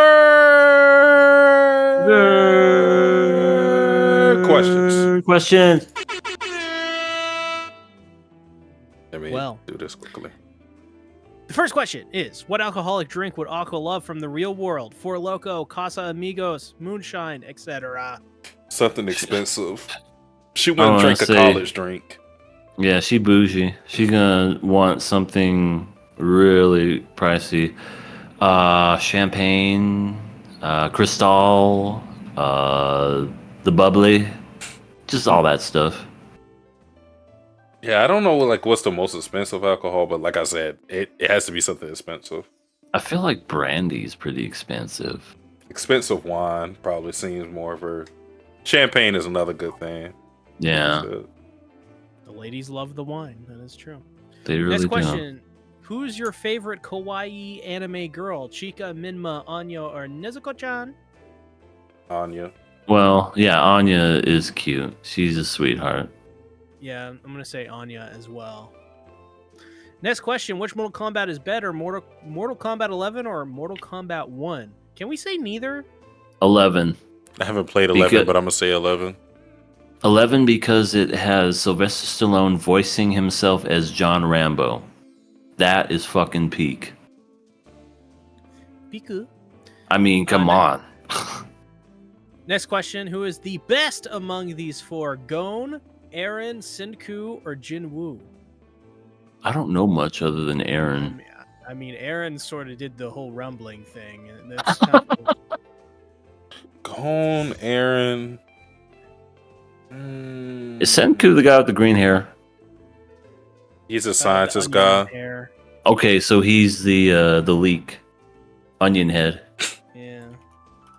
I don't know. It's between Gon and Eren for me. Personally, I'm gonna go Gon. All right. Next question. Read it. Do you think Aqua's sweat is salty, or is it pure, delectable, purified water? Delectable? Does that increase her standing with people who like sweat or not? Next question. Next question. Who is the best? Naruto, Luffy, Goku, or Ichigo? I'm going to say Luffy. I love Luffy. If we talking Goku, Dragon Ball, and Z. No Super, and parts of GT are fine, but Goku from Dragon Ball and and Z is great. I'm gonna go with Naruto on this one. Next question: who's winning this overpowered 1v1? Gon with every nin ability, Deku with every quirk. Deku with every quirk. Boom. I agree. Yeah, I'd have to say the same. Let's say everyone in the world gets 10 points to put into these categories: wisdom, stamina, strength, luck. Where are you putting 10 points in? I'm putting 10 in luck. Yeah. Wait, is this supposed to be like distributed? Yeah, like the 10 points. Yeah, we're supposed to 3 points of wisdom. I'm putting all my stuff in luck because it's like better KOA. to be lucky than to be smart sometimes. Okay. Well, for me, I'm gonna go at it a different approach. My luck will definitely be a 4. Strength will be a 3. Wisdom a 2 and stamina a 1. Wisdom 5, luck 5, everything else is a 1. I think that's pretty good. Next question: who is best among these 4? Delta, Lena, Alpha, or Kurumi? Yeah, I don't know much We only know one. other than Lena. Characters. Yeah. Yeah, I'm gonna go Vladilena. Surprising. Yeah, I'm shocked. What the fuck does that mean? The fuck does that mean? You know what it means, sir. Next question: who's the best protagonist among these 4? Eren, Midoriya, Yuji, or Mash? Haven't had a chance to watch Martial Magic and Muscle yet. Eren. But yeah, Eren. His character spans over a decade. Yeah, Eren is a really good character. Just an interesting character altogether, whether you think he's a protagonist or antagonist. Too bad he's a simp for Mikasa and he didn't, 100% rumbling and destroy everything like a. Yeah, he's a total simp. It's more the other way around. Mikasa's a simp for him. Yeah, and also she looks like a dude, so she's ugly now because she's got short hair and she has a more strong jawline. So that means She's very actually attractive. ugly. No, she's very attractive. No, listen, EA. All right, tell me all about it. I went to the war room, okay? I go to Hustlers University, okay? What? Aaron was Where- a mega chad until he fell for that tomboy, Mikasa, who is, by the way, a total simp and dumb. There you go. Mary Sue. Next question. Who's the most psychotic character among these 4? Johan, Hisoka, Light, or Makishima? I only know Johan? Light. But I heard you guys say Monster's pretty sick. And Makishima, is that Makima? No, that's the white-haired That's villain Oh, from I'm so Psycho-Pass. stupid. I'm so stupid. Not for some reason I thought that's the Chainsaw Man. But yeah, Psycho-Pass. God, I haven't seen that in a long time. That is a little tough for me. I'm more inclined to say Johan, but Light is pretty crazy. I don't think people remember quite how easily he descended into madness. It's like the minute he gets the Death Note, he turns evil. I'm surprised you put so many names in that book. Now Yeah, give me some apples. Ryuk was surprised at how fucking fast he was doing this. He was like, "I'm a death god, and even I don't do this shit." Yeah. He's like, I just dropped my book because I was bored and I wanted to see what happened, but damn, you killed half the country. Next question. Who is the strongest phase? What is the strongest phase? Baryon Mode Naruto, Ultra Instinct Goku, Gear 5 Luffy, or Bankai Tensa Zangetsu Ichigo? Is that the Bleach one? Is that from the 1,000-Year War or whatever? No, it's the form he used against Aizen when he's Okay. in all black. He looked pretty badass in that form. I'm not even gonna lie. It's just a shame it was so quick. One I wanted attack. it- Literally one attack. I'm like, oh my god, why? Ultra Uh, Instinct Go, Goku is Ichigo. just I'm sorry. I just love Ultra Instinct Goku. Not the gray hair one or silver. Just the simple black with blue outline is just gorgeous. It depends on what they're asking. If they're asking like what's the strongest in their respective universes, then my answer would change. But like in general, I would probably say Goku. Can't touch him. Next question. What is the coldest? Oh, here we go. Coldest nickname in One Piece, in your opinion? All right, this is for Flame y'all. Emperor, Dark You can King, answer this too. Surgeon of Death, Heavenly Demon. I guess I could. With, Surgeon of Death just sounds yeah, really cool. Surgeon of Death. Yeah. It sounds like a Slayer album. I'm going with It that. just too. that sounds like it rings just fear into anyone who hears that. Surgeon of Death. Oh God. You would like that character too. Next question. What do you spend time on in your free time? Watching a movie, gaming, sleep, read a book. I like to work out, and I like to really do all of these things. So, yeah. Out of those four, I guess game. Because more streaming, but I guess gaming. I don't get a lot of sleep. So. Yeah, same. I don't sleep all that much. I work. Read a book. I read manga. Gaming. Fuck. I swear the older I get, the... I just have nothing but a backlog of games that I can't even fucking play. And, yeah. But one of these days I'm going to have time for them when I'm dead.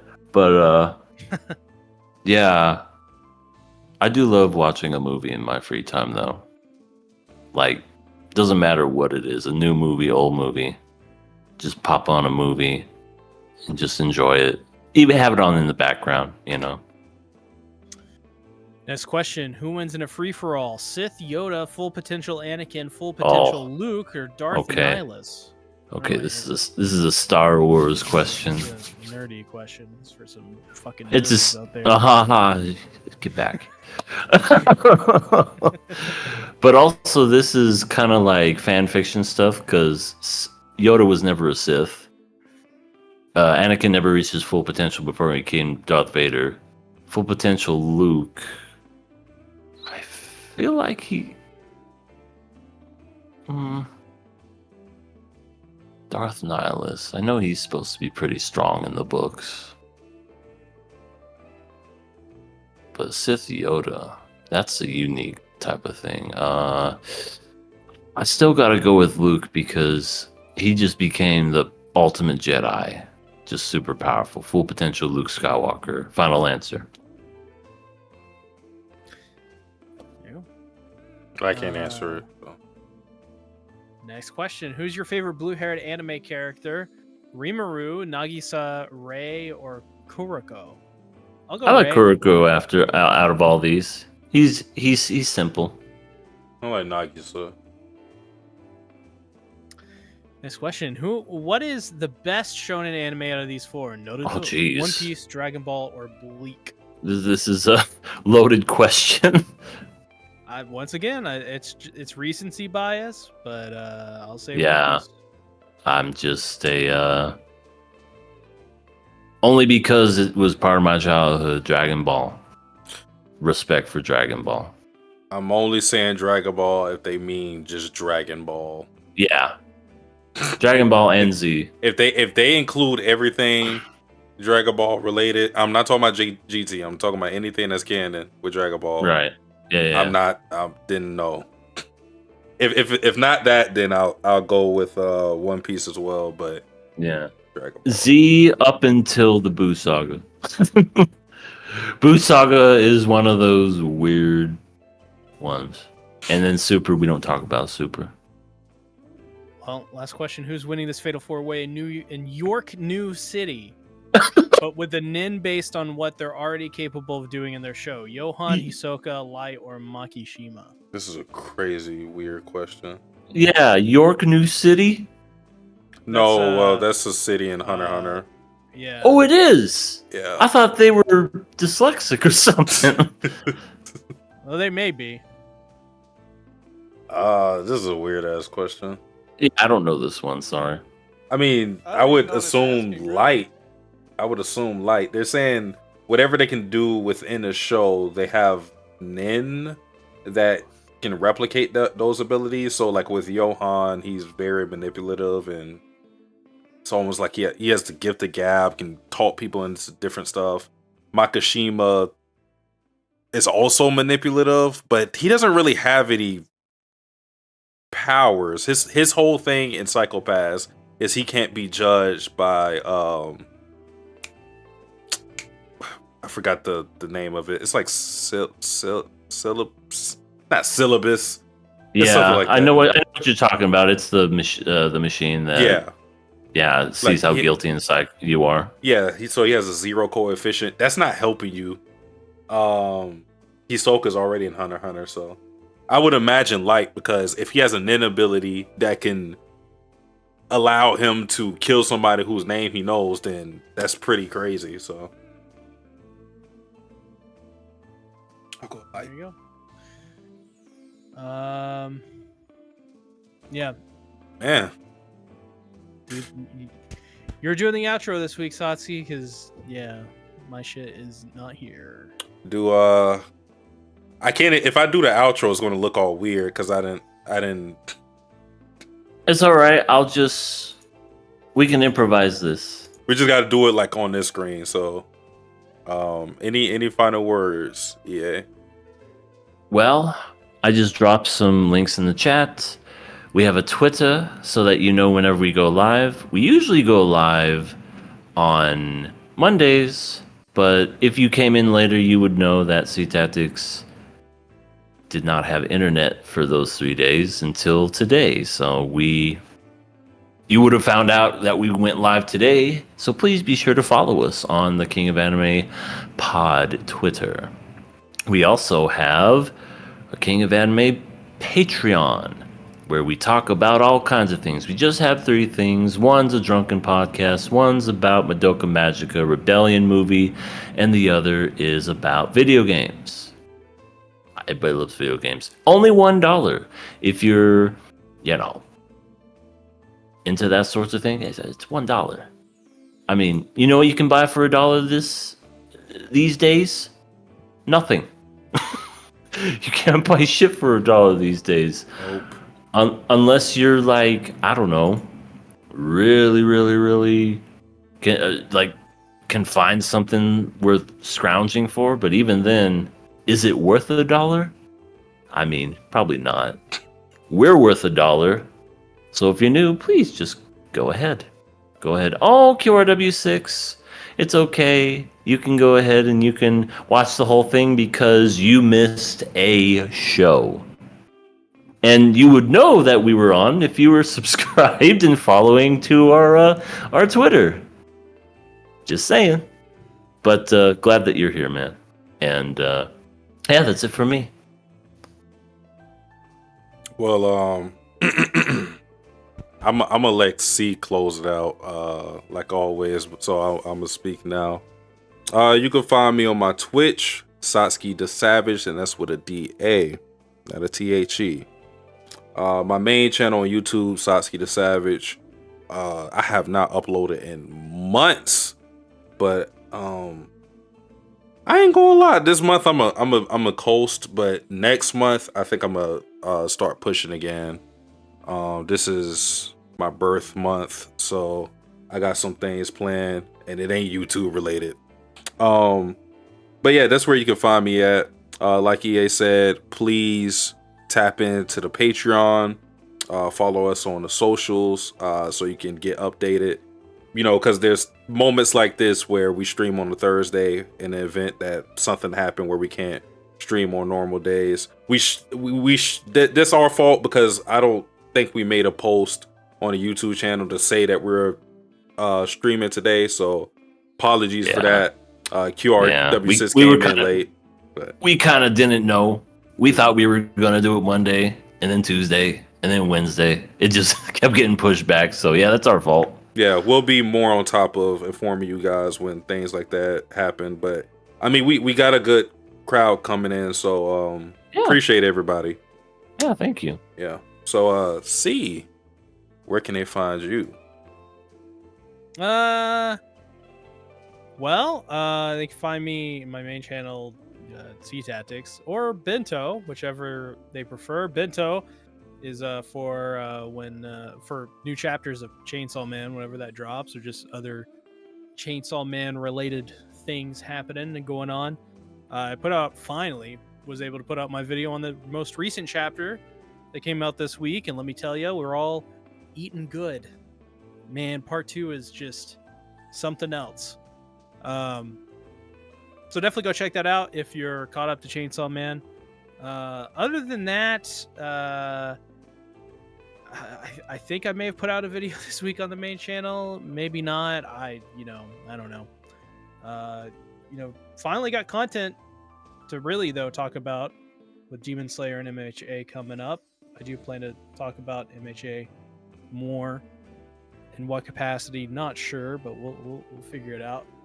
Other than that, no, that's kind of it.